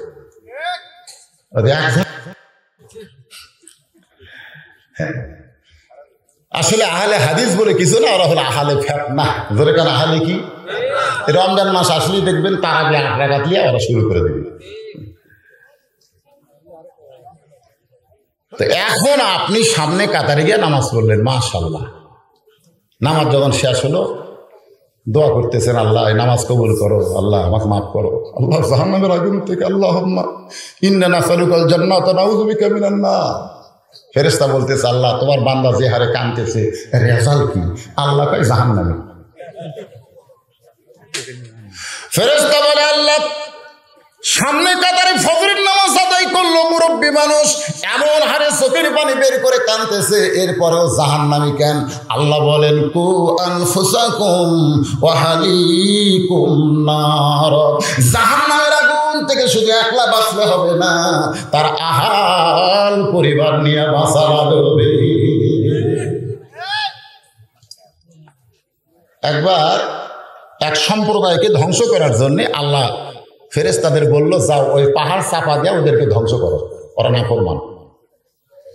তো ফেরেশতারা এসে ধ্বংস করবে, এসে দেখে এক ব্যক্তি আছে নামাজের সেজদায়। তো বলতেছে, আল্লাহ আপনি পাহাড় চাপা দিয়ে সবাইকে ধ্বংস করার হুকুম দিলেন, কিন্তু আপনার এক বান্দা যে নামাজের সেজদার আছে, এক কি করবো? আল্লাহ বলতেছে, সবাইকে একবার দাও, সবাইকে একবার দাও, আর যাই সেজদাত আছে ডবল চাপা দাও, ডবল। আল্লাহ ফেরেশতাকে, আল্লাহ ই তো আপনার আবেদ বান্দা, এর উপর আপনি এত গরম কেন? আল্লাহ কই, একলা জান্নাত যাবার চাও, একলাই জান্নাতে যাওয়ার কোনো সুযোগ নাই। জান্নাতে যাইতে গেলে আহাল পরিবার সবাইকে নিয়ে যাইতে হবে। ধরে কথা ঠিক? তাহলে আপনি বাবা হয়ে নামাজ পড়েন আর আপনার ছেলে ল্যাব গরম করে, আপনি আজরের চাইতেও খারাপ বাপ। আজর তার সন্তানকে নমরুদের চুলার মধ্যে ফেলে দেওয়ার জন্য রশি টানতেছে, আর আপনি আপনার সন্তানকে জাহান্নামের আগুনে পুরানোর চেষ্টা করতেছেন। একই গ্রামে একটা প্রাইমারি, একটা হাফেজি মাদ্রাসা আছে না নাই? আপনার ছেলের বয়স হলো 7 বছর কিংবা 6 বছর। এখন 6 বছর বয়সে আপনার ছেলেকে শিক্ষা দেওয়ার জন্যে আপনি গ্রামের হাফেজি মাদ্রাসায় নিয়ে যাবেন না প্রাইমারিতে নিয়ে যাবেন? আপনার ভিতরে আল্লাহ বিবেক দিয়েছে, ধরে কোন কথা ঠিক কিনা? আপনার বলেন তো, এই করোনা শুরু হওয়ার সাথে সাথে হাফেজি মাদ্রাসা বন্ধ না প্রাইমারি বন্ধ? কথা কান কোনটা বন্ধ?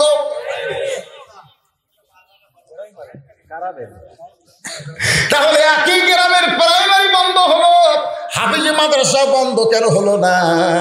একটাবার বিবেক দিয়ে কি আপনি চিন্তা করে দেখবেন না? আমি তো খুব গবেষণা করি এই জিনিস নিয়ে। আমার গ্রামে হাফেজি মাদ্রাসা খোলা আছে, প্রাইমারি বন্ধ আছে, একই বয়সের ছাত্র, একটা বন্ধ একটা খোলা কেন? আমি এক নেতাকে গিয়ে বললাম, কে নেতা সাহেব, আপনাদের প্রধানমন্ত্রী শিক্ষামন্ত্রী প্রাইমারি বন্ধ করে দিল, হাফিজি বন্ধ করে দিল না কেন? নেতা বলতে, হুজুর প্রাইমারি হলো নাপাক আর হাফিজি মাদ্রাসা হলো পাক। দেখছেন, একটা নেতা বলতেছে প্রাইমারি হলো নাপাক, এরা পেশাব করে পানি নেয় না, ওজু গোসল কিছু বোঝে না, এই জন্য তো করোনা ধর্মী দেখে বন্ধ। আর হাফিজি মাদ্রাসা হলো পাক। দৈনিক শুধু 5 বারের জন্য হাফিজে মাদ্রাসার বাচ্চারা উজু করে না, যতবার উজু যায় ততবার উজু করে। ওদের ডিটল দিয়ে স্যাবলন দিয়ে হাত ধোয়া লাগবে না, ওরা আল্লাহর হুকুমে হাত ধোয় বারবার ধরে কাটতে পারে। তাহলে আপনার বিবেক কি বলে? নেতা প্রাইমারি বন্ধ, হাফিজে খোলা, তা আপনার ছেলের বয়স 6 বছর, এখন আপনি আপনার সন্তানকে কোনটা ভর্তি করে দিবেন? যেটা বন্ধ হবে না যেটা খোলা আছে? আর কথা কয় না। ও খোলাটা দেওয়া লাগবে, কিন্তু দিবেন না। যদি আপনার সন্তানের জান্নাত চান, যদি আপনার সন্তান আপনি মারা গেলে আপনার জানাজার নামাজ আদায় করবে, এইটা যদি আপনি চান, যদি আপনি নেককার সন্তান চান, তাহলে আপনি ওই প্রাইমারি বাদ দিয়ে হাফিজি মাদ্রাসায় সন্তান ভর্তি করে দেন। যদি হাফিজি মাদ্রাসায় ড্যাঙ্গায় প্রাইমারি ভর্তি করে দেন, তাহলে আপনি ইব্রাহিম নবীর আজর বাবার চাইতেও খারাপ বাবা। ধরে বলেন ঠিক কিনা? এখন আপনি কেমন বাবা হবেন? এই বাবারা যারা কোরআনের মাহফিলে বসে আছেন, একটু মনোযোগ দিয়ে কথাগুলো শুনবেন। জোহরে 4 রাকাত ফরজ নামাজ আদায় করলে আমাদের লাভটা কি, আল্লাহ আমাদের উপর কেমন খুশি, এইটা বোঝানোর জন্য বলতেছি। এক সময় চরকে রশি ধরে টান মারতেছে, এমন সময় ফেরেশতা জিবরাইল ইব্রাহিম নবীর সামনে এসে বলতেছে, ওগো আল্লাহর নবী, আপনি যদি চান, যদি আপনি চান, আল্লাহ আমাকে 600 পাখা দিয়েছে, একটা পাখার বাতাস দিব, গোটা আগুনের চুলা সহ সাগরের মধ্যে গিয়ে নিভা যাবে। যদি আপনি চান তাহলে এখনই বাতাস দিব। সঙ্গে সঙ্গে ইব্রাহিম নবী চিৎকার করে বলে, ইব্রাহিম তুমি তওবা করো, তুমি তওবা করো, কারণ আমি ইয়্যাকা না'বুদু ওয়া ইয়্যাকা নাস্তাঈন। আমি কোনো বাবার কাছে সাহায্য চাই না, আমি কোনো ফেরেশতার কাছে সাহায্য চাই না, আমি কোনো মাজারের সাহায্য চাই না, আমি কোনো পীরের কাছে সাহায্য চাই না। আমি যার গোলাম, কেবলমাত্র তারই কাছে আমি সাহায্য চাই। হাসবি আল্লাহু, বলেন হাসবি আল্লাহু নি'মাল ওয়াকিল ওয়া নি'মাল মাওলা ওয়া নি'মান নাসীর।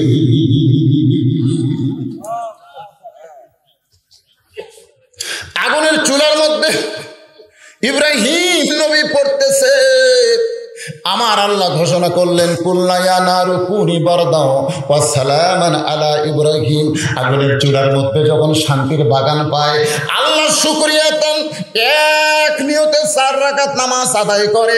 ওই 4 রাকাত নামাজ আল্লাহর এতই ভালো লাগছে, লাইলাতুল মেরাজে আল্লাহ বলে, নবী গো, ওই ইব্রাহিম নবীর 4 রাকাত নামাজ আপনার উম্মতের জোহরের নামাজ হিসাবে আপনাকে দিয়ে দিলাম। আপনার উম্মতেরা জোহরের 4 রাকাত নামাজ যখন মসজিদে জামাতের সঙ্গে আদায় করবে, ইব্রাহিম নবীর সমপরিমাণ সওয়াব আমি আল্লাহ দিয়া দিব। লিল্লাহি তাকবীর। হাউজে কাউসারের পানি যদি পান করতে চাই, ফাসাল্লি রাব্বিকা, কার নামাজ?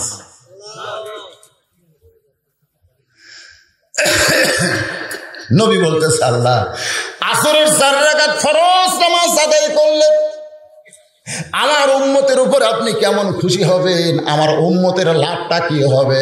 আল্লাহ বলে, হাবিব, আপনার উপর যেই কিতাব আমি নাজিল করেছি, এই কিতাবের ভিতরে সবচাইতে যেই নবীকে নিয়ে বেশি আলোচনা, সেই নবীর নাম হলো মূসা কালিমুল্লাহ। সুবহানাল্লাহ। তুর পর্বতে গিয়ে মূসা নবী দাঁড়ায় আছে। কেন দাঁড়ায় আছে আল্লাহ জানে কি জানে না? আল্লাহ কিন্তু অনেক সময় জানার পরেও জানতে ভালোবাসে, কারণ আল্লাহর এত বেশি দয়া, বুঝলেন? মা তার সন্তানকে সকালবেলা বাপের সাথে সাজা দিছে, ওর বাপ ওর নানার বাড়ি দিয়ে গেছে। বিকেলবেলা যখন ছেলে ফেরত আইছে, তখন মা জিজ্ঞাসা করে, বাবু কোথায় গেছিলে? বাবু কোথায় গেছিলে? আসলে আপনি বলেন তো, মা জানে কি জানে না? কারণ মাই তো সকালবেলা সাজা দিচ্ছে, সাজগোজ করে দিচ্ছে, বাপের সাথে নানার বাড়িতে গেছে। আবার বিকেলবেলা ফেরত আসে, সান জিজ্ঞেস করতেছে, বাবু তুমি কোথায় গেছিলে বাবু? কারণ মা তার বাপ আব্বাকে এত ভালোবাসে, ওই কচি মুখে একটু নানা নানির কথা শুনতে চায়। আল্লাহ বান্দা বান্দিকে এত ভালোবাসে, জানার পরেও আল্লাহ বান্দা বান্দির মুখে শুনতে ভালোবাসে। ধরে গেছে এই জন্য তো একটা গজল আছে, আদর করে মানুষ আল্লাহ বানায়া কেমনে দিবেন জাহান্নামে ফেলিয়া। সবাই বলেন আদর করে মানুষ আল্লাহ বানায়া কেমনে দিবে জাহান্নামে ফেলিয়া। আল্লাহ বলে মুসা তোমার খবর কি? তুমি যে তুর পর্বতে ঘন্টার পর ঘন্টা দাঁড়ায় আসছো, তোমার খবর কি? মুসা বলতেছে আলহামদুলিল্লাহ, আলহামদুলিল্লাহ। কিছুক্ষণ পরে মুসা বলতেছে আল্লাহ আপনার খবর কি? আপনার যদি আমি যদি বলি আপনারা কেমন আছেন, আপনারা বলতেছেন আলহামদুলিল্লাহ, আপনাকে কিন্তু উচিত যে হুজুর আপনি কেমন আছেন। এটাই হলো সুন্নাত। খালি একজনের খবর নিলে হবে না, দুইজনের খবর নেওয়া দরকার। জোরের কথা ঠিক কিনা? তখন মুসা চিন্তা করতেছে আমি তো জনগণ লিয়া বহু মানুষ লিয়া ঘোরাফেরা করি, আর আল্লাহ একলাই বসে আছে বাড়ি, উঠি যাওয়ার কারো চান্স নাই। একবার মুসা নবী বলছিল রব্বি আরিনি, আল্লাহ তোমার সাথে কথা বলতে বলতে আমার এত মহব্বত হয়ে গেছে, তোমাকে একটু দেখতে চাই। আল্লাহ কয় লাম তারানি, সম্ভব না। তার মানে ওই এরিয়ার মধ্যে কারো ঢোকা, শুধু একজনই ঢুকতে পেরেছে, তিনি হলেন আমাদের নবী। ধরে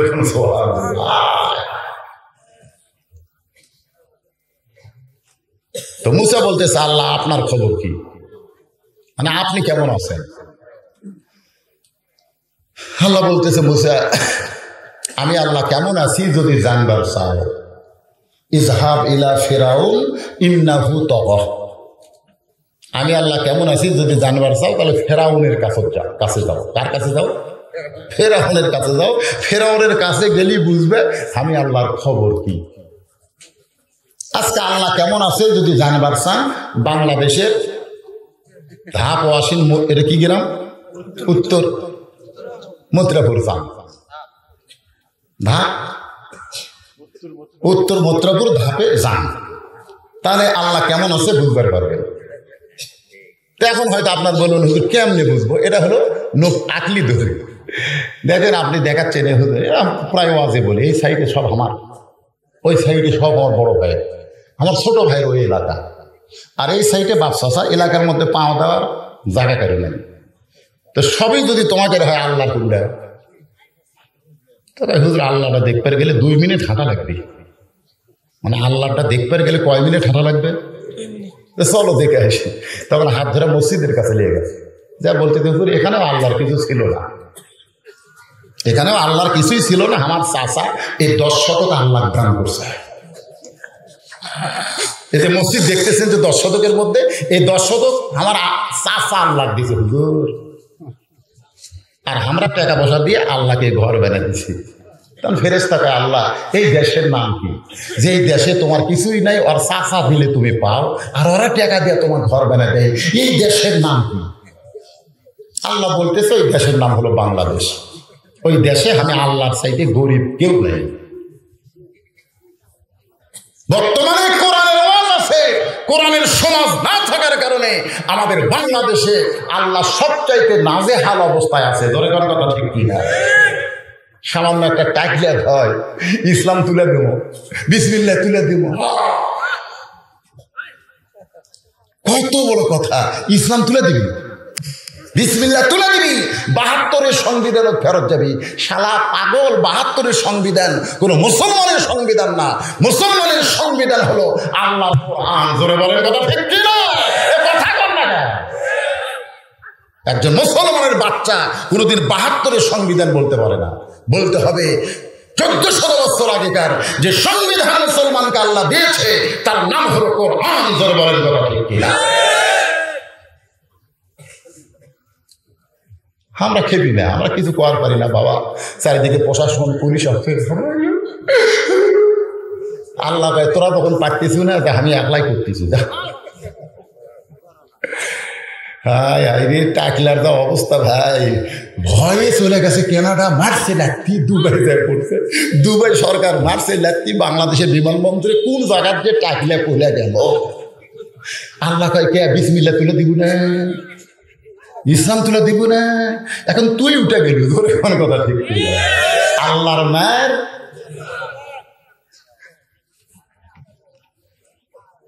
গল্প মারতেছে, কয়টা মারছু?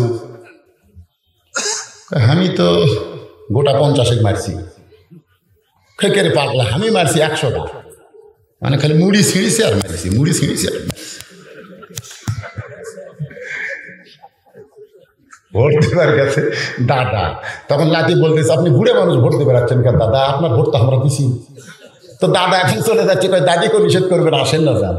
দাদিনটাও দিছি, কয় কেমনি দিলি, তোর দাদি তো 5 বছর আগে মরছে, এখন মরাগুলো হচ্ছে দাদা, অসুবিধা নাই, এখন ভোটার তো আশা লাগবি না, কারণ মারবো আমরা। কেউ দেখেনি, কেউ দেখেনি তোমার দুই কাণ্ডে দুই মোহরি লেখিতেছেন ডায়েরি, সবাই বলেন দুই কাণ্ডে দুই মোহরি লেখিতেছেন ডায়েরি, দলিল দেখে রায় দিবে, টাকা পয়সার নাই কারবার, আছেন আমার মুক্তার, আছেন আমার ব্যারিস্টার, সেই বিচারের হাইকোর্টেতে তিনি আমায় করবেন পার, আমি পাপী তিনি জামিনদার, কেরামান কাতিবিনা ইয়ালামুনা মা তাফআলুন। ভোট পাওনি, চেয়ারম্যানের চেয়ারের বচ্চা। ওদের ছোটবেলা একটা গান শুনছিলেন, যদি ফুলগুলো হয় অভিমানে ঝরে যায়, আমি মালা গেথে বলো কারে পরাবো, সে যে যখন তখন করে মরে জ্বালাতন, এবার আসুক তারি। কবরে কবরে কবরে যাওয়া লাগবে না, জনগণ তোমাকে ভোট দেয় নাই, তুমি চেয়ারম্যানের চেয়ার দখল করে বসে আছো, তোমার কবরে যাওয়া লাগবে না। কথা বলেন, যাওয়া লাগবে না। ইন্নাল্লাহা ইয়ামুরুকুম আন তুআদ্দুল আমানাতি ইলা আহলিহা ওয়া ইযা হাকামতুম বাইনান নাস আন তাহকুমু বিল আদল। হিসাব দিবার পারবা? একটু মনোযোগ দিয়ে শুনবেন। মুসা নবী আল্লাহ কেমন আছে দেখার জন্য চলে গেছে ফেরাউনের দরবারে। যেরকম কার দরবারে? যা দেখে ফেরাউন সিয়ারত বসে জিকির করতেছে, সিয়ারত বসে। মসজিদে যারা সিয়ারত বসে নামাজ পড়ে এরা হলো ফেরাউনের দল। যেরকম কার দল? এ কথা বল না কেন, কার দল? তুমি বাড়িতে চেয়ারে বসে নামাজ পড়ো, কোনো সমস্যা নাই। তুমি বাড়িতে অসুস্থ মানুষ চেয়ারে বসে নামাজ পড়ো, কোনো সমস্যা নাই। কিন্তু জামাতে নামাজ তোমার চেয়ারে হবে না, কারণ জামাত সকল মানুষের জন্য না। আল্লাহ কোরআন কারিমে বলেছেন, লা ইউকাল্লিফুল্লাহু নাফসান ইল্লা উসআহা। তোমার কষ্ট হবে এমন কিছু আমি আল্লাহ তোমার উপর চাপাই দেই নাই। তোমার মাজা চলে না, তোমার হাঁটু ভাসে না, তুমি মসজিদে গিয়ে জামাতে নামাজ পড়া ওয়াজিব, কাতার সোজা করা ওয়াজিব। তুমি চেয়ারে বসার কারণে কাতার সোজা ওয়াজিব হলো না। ওরা সুস্থ মানুষের জামাত তরক হয়ে গেল, এই কারণে তুমি অসুস্থ মানুষ মসজিদে গিয়ে চেয়ার পাতবা না। যদি চেয়ারে নামাজ পড়তে হয় বাড়িতে নামাজ পড়ো, মসজিদে যাইও। তুমি হেঁটে হেঁটে মসজিদে যায় চেয়ারত বসো, তুমি কার দল করো? এইটা বড় আল্লাহ, তাহলে ওটা কি এটা কি? সবাই তো ফেরাউন চিনবে না। আজকে আমাদের বাংলাদেশেও ফেরাউন বসে আছে, কিন্তু সবাই চিনবে না, কারণ আল্লাহর সঙ্গে যাদের সম্পর্ক নাই তারা ফেরাউন চিনবে কেমনে? কথা ঠিক কি না? আপনি যখন সূরা মুলুক পড়বেন, এতে যখন সূরা মুলুক পড়বেন, তাবারাকাল্লাযী বিয়াদিহিল মুলক ওয়া হুয়া আলা কুল্লি শাইইন কাদির। গোটা পৃথিবীর রাজত্ব কর্তৃত্ব মালিকানা একমাত্র কার হাতে? সমস্ত ক্ষমতার মালিককে। কথা কন না কেন? সমস্ত ক্ষমতার মালিককে। এই সূরা মুলকের সাথে যদি আপনার সম্পর্ক থাকে, তাহলে বাংলাদেশে যারা ক্ষমতা দখল করে আছে এরা কে?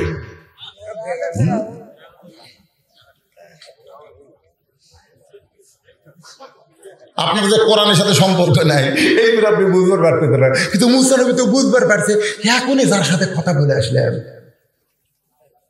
সেটাকে আর এটাকে এই যে বলতেছে আমার রব্বুকুমুল আলা, খালি আল্লাহ নয়, সব চাইতে বড়। সবগুলোর উপরে যদি হয়, এক চর দিয়া আজরাইলের চোখের মনে আমি উল্টে দিছি রে, এক চর দিয়া। আর এই শালা কি মারা লাগবে? কথা বল না কেন, কি মারা লাগবে? এক চরে আজরাইলের চোখের মনে উল্টে দেয়নি মুসা নবী, কথা কান মুসাতে বলতে দেয়নি। মুসা নবী যখন হাত চুলকায়, আসরের 4 রাকাত কেমনি পাইছে একটু মনোযোগ দিয়ে শোনেন, এরকম ডান হাত চুলকায়। আল্লাহ বলতেছেন উদউ ইলা সাবিলি রাব্বিকা বিল হিকমা মাউইযাতিল হাসানা। আল্লাহু আকবার। মুসা, আমি আল্লাহ কেমন আছি তোমাকে শুধু দেখার জন্য পাঠাইছি। তুমি পারলে হিকমতের সঙ্গে দাওয়াত দাও, যদি পারো সুন্দর করে ফেরাউনকে বুঝাও। মারামারি করার জন্য আমি তোমারে পাঠাই নাই। আমার আল্লাহ যে কত বড় সনেওয়ালা ভাই, দেখেন আল্লাহর দাবি করতেছে, তা আল্লাহ তাকে সুযোগ দিচ্ছে। আর আমরা অনেকে বলি আমার জাহান্নাম হবে, আমার জাহান্নাম হবে। কেরে আল্লাহ, তুমি কোরআনের ওই আয়াত কি পড়ছো? লা তাকনাতু মির রাহমাতিল্লাহ, ইন্নাল্লাহা ইয়াগফিরুয যুনুবা জামিআ ইন্নাহু হুয়াল গাফুরুর রহিম। তুমি সারা জীবন যদি পাপ করো, মরার আগে তোমার বুকে যদি গড়গড়ি শুরু হওয়ার আগে ইস্তেগফার করে চোখের কোণাতে সামান্য পানি বের করে দিতে পারো, আল্লাহ তোমার ওই 2 ফোঁটা পানির কারণে তোমার জীবনের সব গুনাহ আল্লাহ মাফ করে দিবে। কিন্তু সেই সুযোগ পাবে তো? সেই সুযোগ পাবা? মোটর সাইকেলটা সেই খালি এখন করতেছে, মানে রাস্তা চলতেছে আর 5 গুণে কিনবি কেন? মোটর সাইকেল সোজা মতো এই চলতে চলতে এক ট্রাক মারা দিছে, উষ্ঠে গেছে, আর এক ট্রাক দিছে দলা। আপনার কম তুই তো সুযোগ পাশা। আজকাল যুবকেরা তো এইভাবেই চলতেছে। আল্লাহর বান্দার একটু মনোযোগ দেন। মুসা নবীকে আল্লাহ বললেন, মুসা, ফেরাউনের সঙ্গে তোমাকে মারামারি করার জন্য পাঠাই নাই, বরং তুমি দাওয়াত দাও। ওই জিকির করতেছে, তুমিও জিকির করো। সঙ্গে সঙ্গে মুসা নবী শ্রীরাম, জয় শ্রীরাম, জয় শ্রীরাম। ভারতের কন্ট্যাক্ট প্রদেশে সবাই কি বলতেছে? জয় শ্রীরাম, জয়। দেখেন নি হাজার হাজার যুবকেরা জয় শ্রীরাম বলতেছে। আর এরই মধ্যে একজন মুসার অনুসারী, একটা মাত্র ইন্টারমিডিয়েট পাস করে, মুস্কান নামে একটা মেয়ে বলে আল্লাহু আকবার, আল্লাহু আকবার, আল্লাহু আকবার, সুবহানাল্লাহ। জয় শ্রীরামেরা পিছন দিকে যায়। হায় হায়, আল্লাহু আকবারের পাওয়ার দেখছে। সঙ্গে সঙ্গে মুসা বলতেছে, লা, পড়েন, লা ইলাহা ইল্লাল্লাহু মুসা কালিমুল্লাহ। ফেরাউন জিকির বাদ দা লাভ দৌড়ছে। ফেরাউন থর থর করে কাঁপতেছে, সুবহানাল্লাহ। কারণ ফেরাউন বুঝবার পারছে আমার রাজত্বের মধ্যে আমাকে না মেনে যে আল্লাহকে আমরা কেউ দেখি নাই, সেই আল্লাহকে জিকির করতেছে। আল্লাহ বলেছেন, আল্লাযীনা ইউমিনুনা বিল গায়ব, ওই অদৃশ্য আল্লাহকে তোমরা দেখতে পাবা না, তারপরেও তার প্রতি তোমাদের বিশ্বাস স্থাপন করতে হবে। জিজ্ঞাসা করলো, যাকে দেখতে পাওয়া যায় না তার প্রতি বিশ্বাস কেমনে করব? আবার তাকে জিজ্ঞাসা করা হলো, তুমি কি তোমার জীবনকে দেখতে পাও? তোমার যে দেহের মধ্যে জীবন আছে, এই জীবনকে তুমি দেখতে পাও? বলে দেখতে পাই না। তাহলে তুমি কি বিশ্বাস করো দেহের মধ্যে জীবন আছে? বলে না দেখলেও জীবিত মানুষ বিশ্বাস করে জীবন তার দেহের মধ্যে আছে। তাহলে বিশ্বাস করতে হবে। আল্লাহকে দেখবার না পারলে আল্লাহর বিশ্বাস আমার কলিজার মধ্যে রয়েছে। আল্লাহর বিশ্বাস যদি আমাদের কলিজার মধ্যে থাকে, আপনারা বলেন তো তার ইমানি শক্তি কম না বেশি? এরকম কম না বেশি? কারণ ওই মেয়েটা ওখানে আল্লাহু আকবার বলার পিছনে শয়তান হয়তো তাকে ধোঁকা দিয়ে বলেছিল, ওই হিন্দু এতগুলো যুবক যদি তোকে ধরে, তুই একটা মহিলা মানুষ কি করবি? তখন মেয়েটার ইমান বলেছে ওরা ধরতে পারবে না, কারণ ওদের সঙ্গে আছে শয়তান আর তোমার সঙ্গে রয়েছে আমি আল্লাহ। আপনি বলেন তো কার পাওয়ার বেশি? হ্যাঁ হ্যাঁ রে মুসা নবী ফেরাউনের সাঙ্গ পাঙ্গ সৈন্যদের সামনে আনা রব্বুকুমুল আলাকে লাথি মেরে লা ইলাহা ইল্লাল্লাহ মুসা কালিমুল্লাহ ফেরাউন সিংহাসন থেকে লাফ দৌড়ে থরথর করে কাঁপতেছে। কিন্তু কাঁপলে কি হবে? সোপা ঠিক আছে, সোপা বোঝেন না? চাপা চাপা কতগুলা লোকের এগুলো চাপা দিয়ে কিন্তু ওরা কাম করতেছে। চাপা এগুলো কিন্তু শক্তি নাই। ওরা বেশিরভাগই গাঁজা খায়, বেশিরভাগই হিরোইন খায়। আমার মতন হুজুরের দুটি চোখ লাল করে হুজুর সাবধান হয়ে ওয়াজ করবেন, সাবধান হয়ে। আমি চিন্তা করি তোর পাও ধরে একটা ঘুরন দিলে তুই 40 হাত দূরে পড়বে। আর গাওত নাই জোর, কিন্তু সোপা ঠিক আছে। ফেরাউনের দল যারা করে এরা অধিকাংশই দুর্বল, কিন্তু সোপা ঠিক। জোরে কর কি ঠিক? সোপা।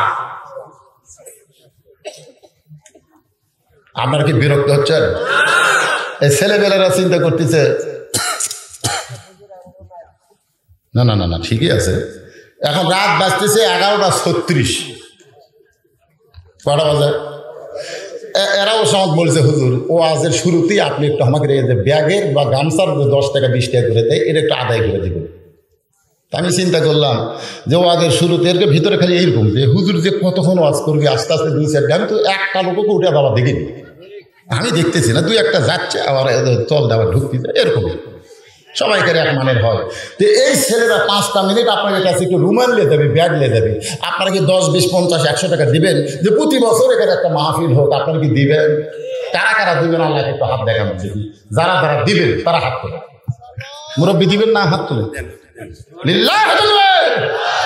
আমিও কিন্তু হাত তুলছি, আমার কাছে আসা লাগবে, আমিও মানে সবাই দিবেন হাত নামা। এই ছেলেরা 5 মিনিটের মধ্যে কাম সারা লাগবে। বাবা তোমাকে ধূপধুপিটা বন্ধ করে দিই দিয়া তারপরে টানা আওয়াজ করে চলতে থাক যতক্ষণ। হ্যাঁ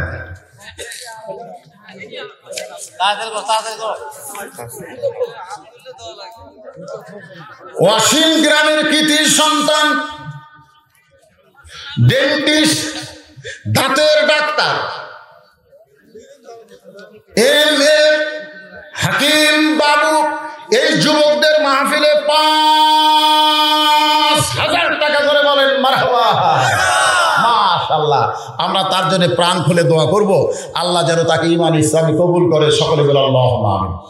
এই একজনও উঠে যাওয়ার চিন্তা করবেন না, বসে থাকবেন 5 মিনিট। কয় মিনিট বলছি? 5 মিনিট। তারপর আবার ওয়াজ। আপনার সবাই দিবেন চাইছেন তো ভাই, দেন আওয়াজ তো চালাবো। এই যে গামছা আসা মাত্র আবার ওয়াজ শুরু। আপনারা কি মনে করতেছেন যে ও ওয়াজ করবো না? হ্যাঁ সবাই একটু জিকির করেন। এর ফাঁকে গামছা আদায় করে সব টেজে দিয়ে সবার অন্যদিকে চলে যাবে না। আমার মা বোনদের মধ্যেও যাবো, মা বোনেরাও দান করবে। লা ইলাহা ইল্লাল্লাহ, লা ইলাহা ইল্লাল্লাহ, মুহাম্মদ লা ইলাহা ইল্লাল্লাহ মুহাম্মাদুর রাসূলুল্লাহ। সকলে বলি সাল্লাল্লাহু আলাইহি ওয়াসাল্লাম। ফিরআউন বলতেছে রে মুসা, তোর আল্লাহর জিকির করবার চাইলে তোর আল্লাহর জায়গায় যা। আমার রাজত্বের মধ্যে তোর আল্লাহর জিকির চলবে না। এই কথাটাকে খেয়াল করছে? তোর আল্লাহর জিকির করবার চাইলে তোর আল্লাহর জায়গায় যা।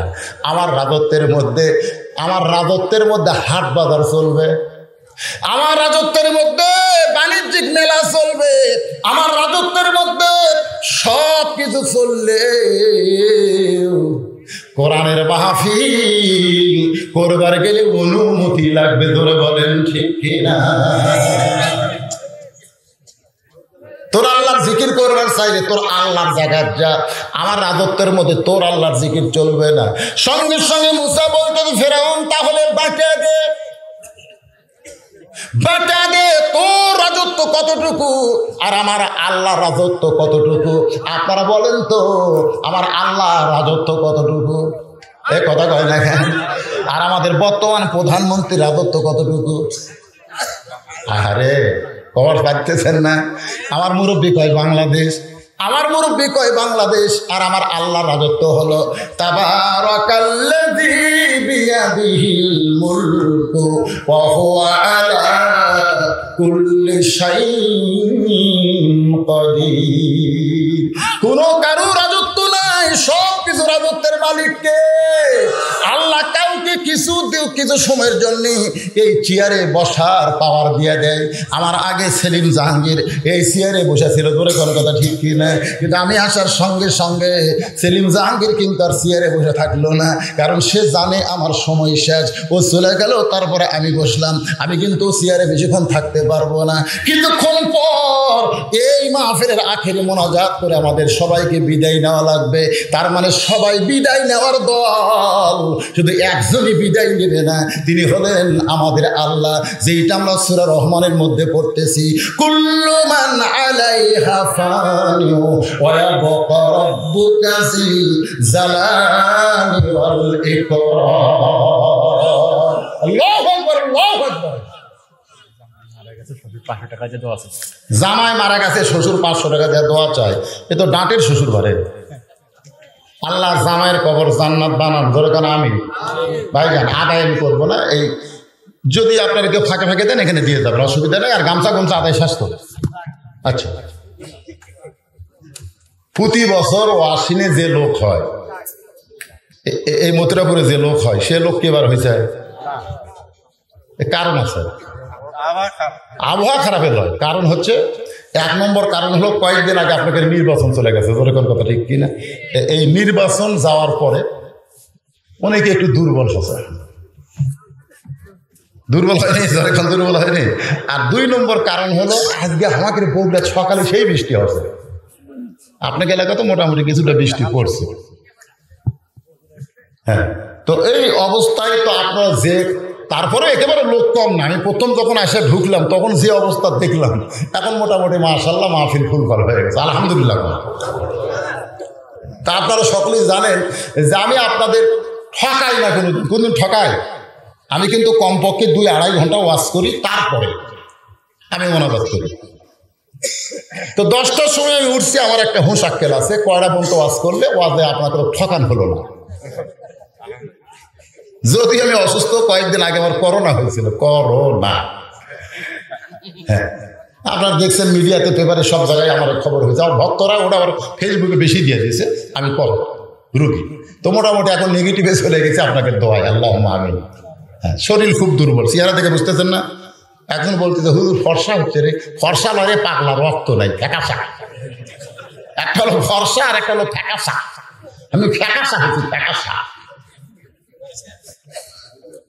13 চাঁদের মাসে, নামাজের মাসে আমি আপনাদের নামাজ সম্পর্কে বলতেছি। সঙ্গে সঙ্গে ফেরাউন বলতেছে ধর, মুসা বলতেছে আল্লাহ ফেরাউন আমাকে ধরবার চায়, আমি কি করব? আল্লাহ বলে মুসা, ফেরাউন যখন তোমাকে ধরবার চাইছে তুমি ধরা না দিয়ে দৌড়ানো শুরু করো। মুসা বলতেছে আল্লাহ তাহলে দুনিয়ার মানুষ বলবে ফেরাউনের ভয়ে মুসা দৌড় মারতেছে। আমার গোটা কলিজা খুলে দেখো, শুধু তোমার ভয় ছাড়া আমার কলিজায় কোনো ভয় নাই। তাহলে ফেরাউনের জন্য আমি কেন দৌড় মারবো, বরং আমিও ফেরাউনকে ধরতে চাই। আল্লাহ ডাকতে পারে মুসা রে, আমি হুকুম করলাম তুমি দৌড়াও। এই দৌড়ানোর মধ্যে যে কি কল্যাণ আছে, কারণ ফেরাউনকে পৃথিবীতে ইতিহাস করা লাগবে।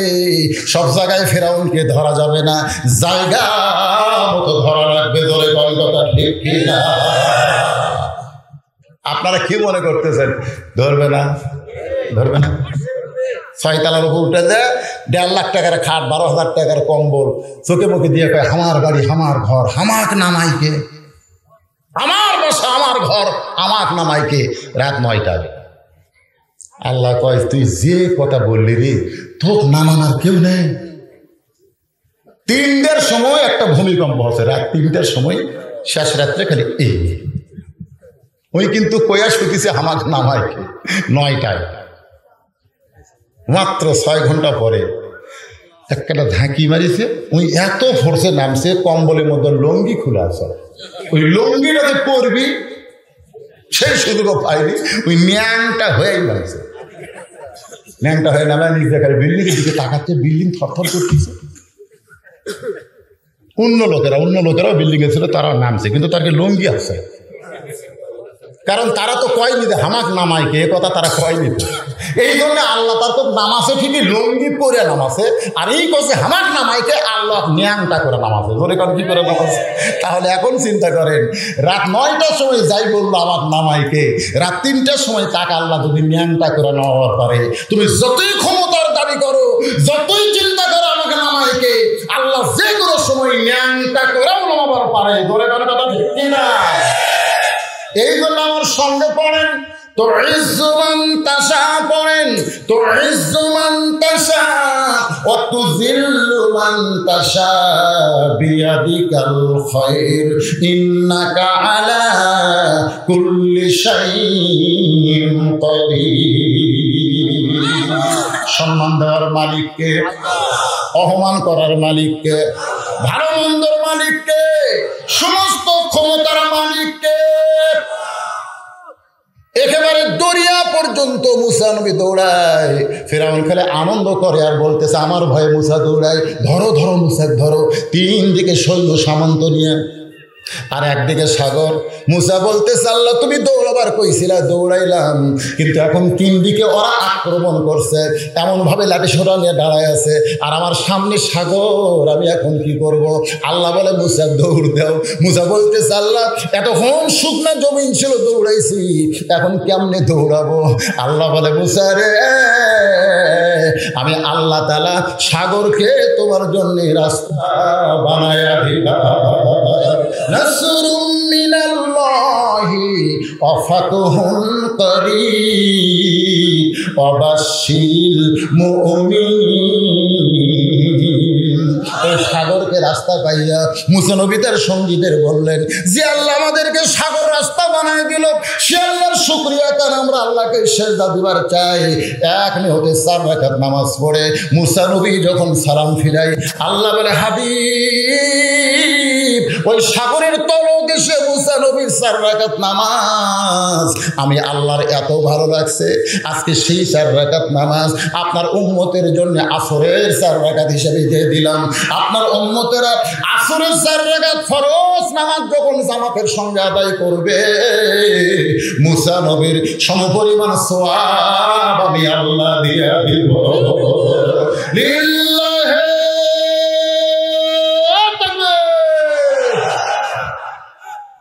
ফাসাল্লি লিরাব্বিকা। 1 নম্বর হলো নামাজ। জোরে করে 1 নম্বর কি? নবী ডাকতে বলে আল্লাহ মাগরিবের 3 রাকাত ফরজ নামাজ আদায় করলে আমার উম্মতের লাভ কি হবে? আপনি কত খুশি হবেন একটু আপনার কাছে জানতে চাই। আল্লাহ বলে হাবিব, আপনার উপরে যেই কিতাব নাজিল করা হয়েছে সেই কিতাবের মধ্যে ঘটনাখানা রয়েছে। সুবহানাল্লাহ কোন? সেই কিতাবের মধ্যে ঘটনা রয়েছে, সেই ঘটনাকে বলা হয়েছে আহসানুল কাসাস। আহসানুল কাসাস, সবচাইতে উত্তম কাহিনী। একজন আল্লাহর নবী ছিল, সেই নবীকে নিয়ে একটা গজল আছে। ইয়াকুব নবী বাস করিতে কেনানে, সবার চাইতে ভালোবাসতে ইউসুফকে। আচ্ছা, এই গজলটা আপনারা কবে পারেন না? না পারলে হো হো করবেন, দেখবেন হো হো করার মধ্যে কিন্তু একটা মজা আছে। আমার দাদা ছোটবেলা দেখছে যে দড়ি কি কয়, পাট দিয়ে দড়ি পাকায়, পাকা চল না আগে। আমার দাদাই বর্ষাকালে দড়ি পাকা থাকে, দড়ির খুব খুব গরিব মানুষ আসলে তো, এই বর্ষাকালে দড়ি পাকায়, সেটা আবার বাজারে বিক্রি করতো আমার দাদা। আমি সেই দাদার লাতি। তো দাদাই দড়ি পাকাতে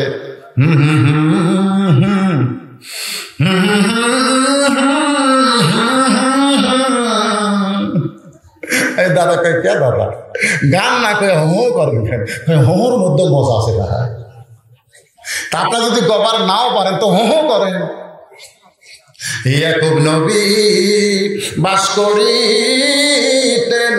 নামে সবার চাইতে ভালোবাসতেন ইউসুফকে।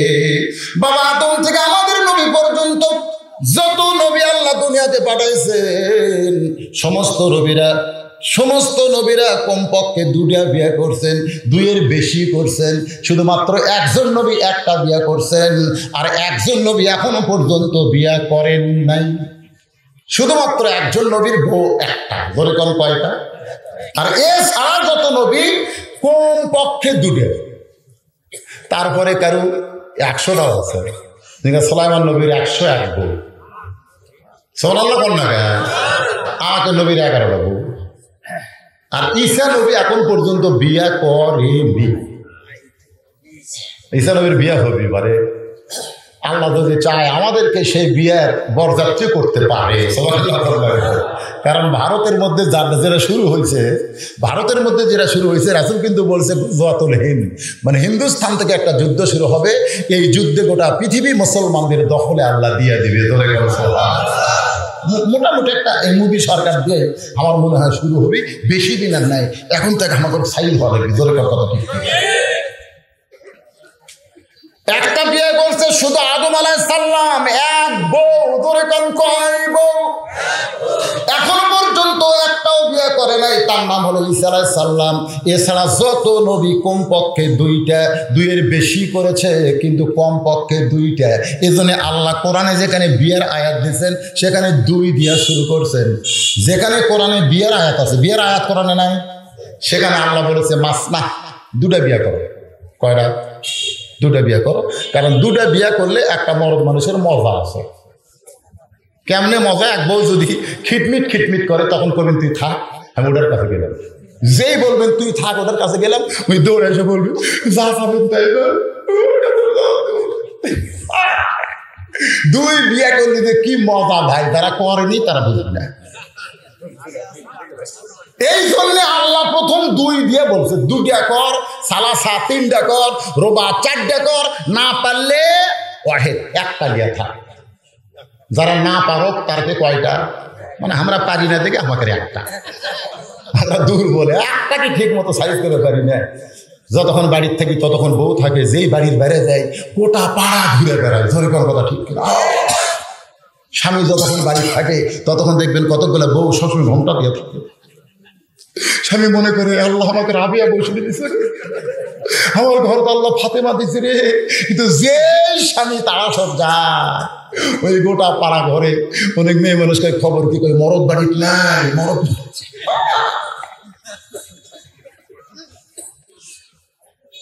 একটাই কন্ট্রোল করবার পারতেছি না। ইয়াকুব নবী বিয়ে করেছেন 2টা। জোরে কোন কয়টা? এক বইয়ের পেট থেকে 10টা সন্তান হয়েছে, আর এক বিবির পেট থেকে মাত্র 2টা সন্তান হয়েছে।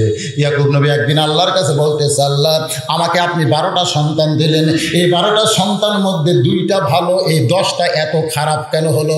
আমি নবী হয়ে জন্ম দিলাম, তারপরে আমার 10টা সন্তান এত খারাপ, আর এই 2টা এত ভালো। যে 2টা ভালো তার নাম হলো বনিয়ামিন, আর একটার নাম হলো ইউসুফ। আর যে 10টা খারাপ, এত খারাপ কেন হলো? আল্লাহ সন্তান ভালো মন্দ হওয়া এটা বাবার কারণ নয়, সন্তান ভালো মন্দ হয় মায়ের কারণে। তোমার যে 2টা সন্তান ভালো তাদের মাও ভালো, আর যে 10টা সন্তান খারাপ তার কি মা। জোরে কি বুঝলেন? এখন মায়েরা পর্দার অন্ত থেকে বলতেছে এই সেলিম জাহাঙ্গীর ভালো রে। আমার মায়েরা বোনেরা শোনেন, ইয়াজিদ এত খারাপ কেন হলো আর হোসাইন এত ভালো কেন হলো? একটাই মাত্র কারণ হলো মা। যার মা ভালো তার পেটের সন্তান আল্লাহর ওলি হয়। তার প্রমাণ হলো আব্দুল কাদের জিলানী। সুবহানাল্লাহ। আমার মায়েরা বোনেরা শোনেন, আল্লাহ বলে ইয়াকুব তোমার 2টা সন্তান ভালো হওয়ার কারণ হলো ওই 2টা সন্তানের মা ভালো, আর এই 10টা খারাপ হওয়ার কারণ হলো এদের মাও খারাপ। বাজানো রক্ত মাখা জামাই নেই কুককে বলতে যে বাবা আমরা বহু চেষ্টা করলাম, ইউসুফকে বাঘের হাত থেকে আমরা বাঁচাতে পারলাম না। ও বাবা ইউসুফকে বাঘে খাইছে বাবা, কিন্তু জামাটা আপনার কাছে ফেরত দিলাম।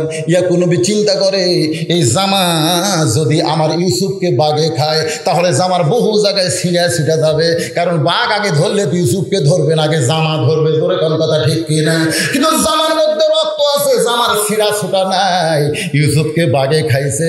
যে কথা আমার 10টা সন্তান বলতেছে এই কথাগুলো সত্য, কথাগুলো সত্য নয়, কিন্তু ইয়াকুব নবী জবান খুলতে পারতেছে না। চিন্তা করে এই কথাগুলো সত্য নয়, যদি আমি এখন বলি তাহলে এরা যা করছে তার চাইতে খারাপ কিছু করবে। এজন্য ইউসুফ নবী হিকমতে জবান বন্ধ করলেন। আজও বাংলার মুসলমানেরা জানে যে আলিমদেরকে ধরে জেলের মধ্যে বন্দি করে রাখছে এদের কোনো দোষ নাই, এদের কোনো দোষ নাই, কিন্তু জবান খুলবার পারতেছে না। ধরে কোন কথা ঠিক না? আপনারা বলেন তো যে হুজুরগুলো ধরে, এই যে মামুনুল হক ধরছে, আব্দুর রহিম আল মাদানিক ধরছে, খালেদ সাইফুল্লাহ আইবিক ধরছে। খালেদ সাইফুল্লাহ আইবি এই জীবনে একটা কড়া কথা কইতে পারে, এত ঠান্ডা মেজাজের একটা হুজুর তাকে ধরে। তা আপনারা কি জানেন না যে এগুলোর একটা দোষ নাই? কিন্তু এখনই যদি এরকম বার করার আন্দোলন করেন খেপে দেয় আরো বেশি কেস লাগাই দিবি। ধরে কোন কথা ঠিক কিনা? এই জন্য জবান বন্ধ রেখে যা করা যায়। ইয়াকুব নবী জবান বন্ধ করে ওই রক্তমাখা জামা নিয়ে ঘরের মধ্যে গিয়ে যার সঙ্গে যোগাযোগ করলে কাজ হবে, কোন উকিল কোন ব্যারিস্টার নয়, সরাসরি বাদশার বাদশাহ, বিচারকের বিচারক হলো আমার আল্লাহ। ইয়াকুব নবী ঘরের মধ্যে গিয়ে রক্তমাখা জামা নিয়ে বলতেছে, আল্লাহ আমার ইউসুফকে যেখানেই তুমি রাখছো আল্লাহ তুমি হেফাজত করো। আপনারা বলেন তো বাবা যদি দোয়া করে সন্তানের জন্যে দোয়া কবুল হয় কি হয় না? হয় না? এটা কোন বাবা? তাই বলে মনে করেন না যে সব বাবা। ওই যে একটা বক্তা আছে তো বাবার কোনো হিসেব নেই, একটা বক্তা নাই আল্লাহরে ধন নবীরে দিয়া, আল্লাহ আছে গায়েব হইয়া নবীরে ধন খাজানিয়া, শুয়া আছে আজমিরে কেউ ফিরে না খালি হাতে, বাবারে তোর দরবারে। কানা বাবা, ন্যাংরা বাবা, বস্তা বাবা, ঘোড়া বাবা, খালি বাবা। শুধুমাত্র জন্ম দাও বাবা ছাড়া আর কোন বাবার দোয়া সন্তানের ব্যাপারে কবুল হওয়ার কোনো গ্যারান্টি নাই। শ্বশুর যদি সারা জীবন দোয়া করে আল্লাহ আমার জামাইকে তুমি, আল্লাহ কবুল করতেও পারে নাও পারে। আর বাবা যদি দোয়া করে আল্লাহ আমার সন্তানকে তুমি কবুল করো, বলার সঙ্গে সঙ্গে আল্লাহ কবুল করে নেয়। এই বলে আল্লাহ কোরআনে বললেন, ওয়াকাযা রাব্বুকা আল্লা তা'বুদু ইল্লা ইয়াহু ওয়া বিল ওয়ালিদাইনি ইহসানান। রে দুনিয়ার সন্তানেরা, আমি আল্লাহর ইবাদতের পর তোমাদের 2 নম্বর দায়িত্ব হলো বাপ মার প্রতি ইহসান করা, দয়া করা, ভক্তি করা। সুবহানাল্লাহ বলেন না কে? বাপ মা যাদের মারা গেছে বাপ মার কবরে 5 ওয়াক্ত নামাজে রব্বির হামহুমা কামা রব্বায়ানি সগীরা বলে দোয়া করবে। আর জুমার দিনে ফজরের নামাজ পড়ে বাবার কবরের পাশে যাবে, সন্তানের চোখের পানিতে বাবার কবরকে আল্লাহ জান্নাতের টুকরা বানায় দিবে। মরে গেছে ওই যে জঙ্গল থুয়াচ্ছেন, আর খেয়াল আছে? আরে আপনারা আমার যারা দাওয়াত দিবার গেছেন, যারা গেছে আমার বাড়ির আঙ্গিনাত, আমার বাড়ির আঙ্গিনাত মসজিদের পাশে আমার বাপের কবর দিছি। আমি যত রাত্রি ওয়াজ করে যাই গেট খুলে আব্বা কাকে সালাম দিই, মানে গেট খুললি আমার বাপের কবর, আসসালামু আলাইকুম হালাল কবর, আব্বা কেমন আছেন?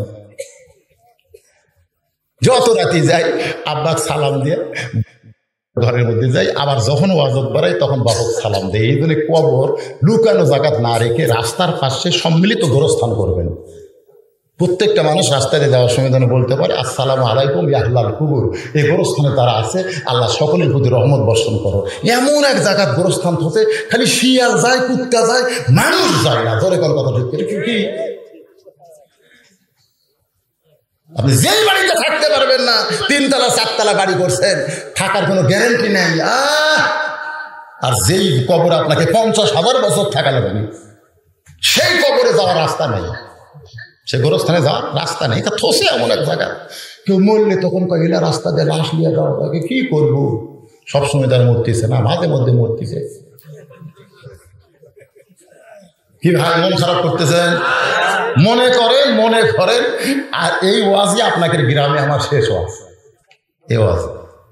আর হয়তো আমার সঙ্গে আপনাদের দেখার নাও হতে পারে, আপনাদের সঙ্গে আমার দেখার নাও হতে পারে। এই জন্যে এই কবরের কথাটা বললাম ভাই, যে মনে কষ্ট নেই না। প্রত্যেকটা ধাপে ধাপে আমরা মৃত্যুর দিকে হাঁটতেছি, জোরে কোন কথা ঠিক।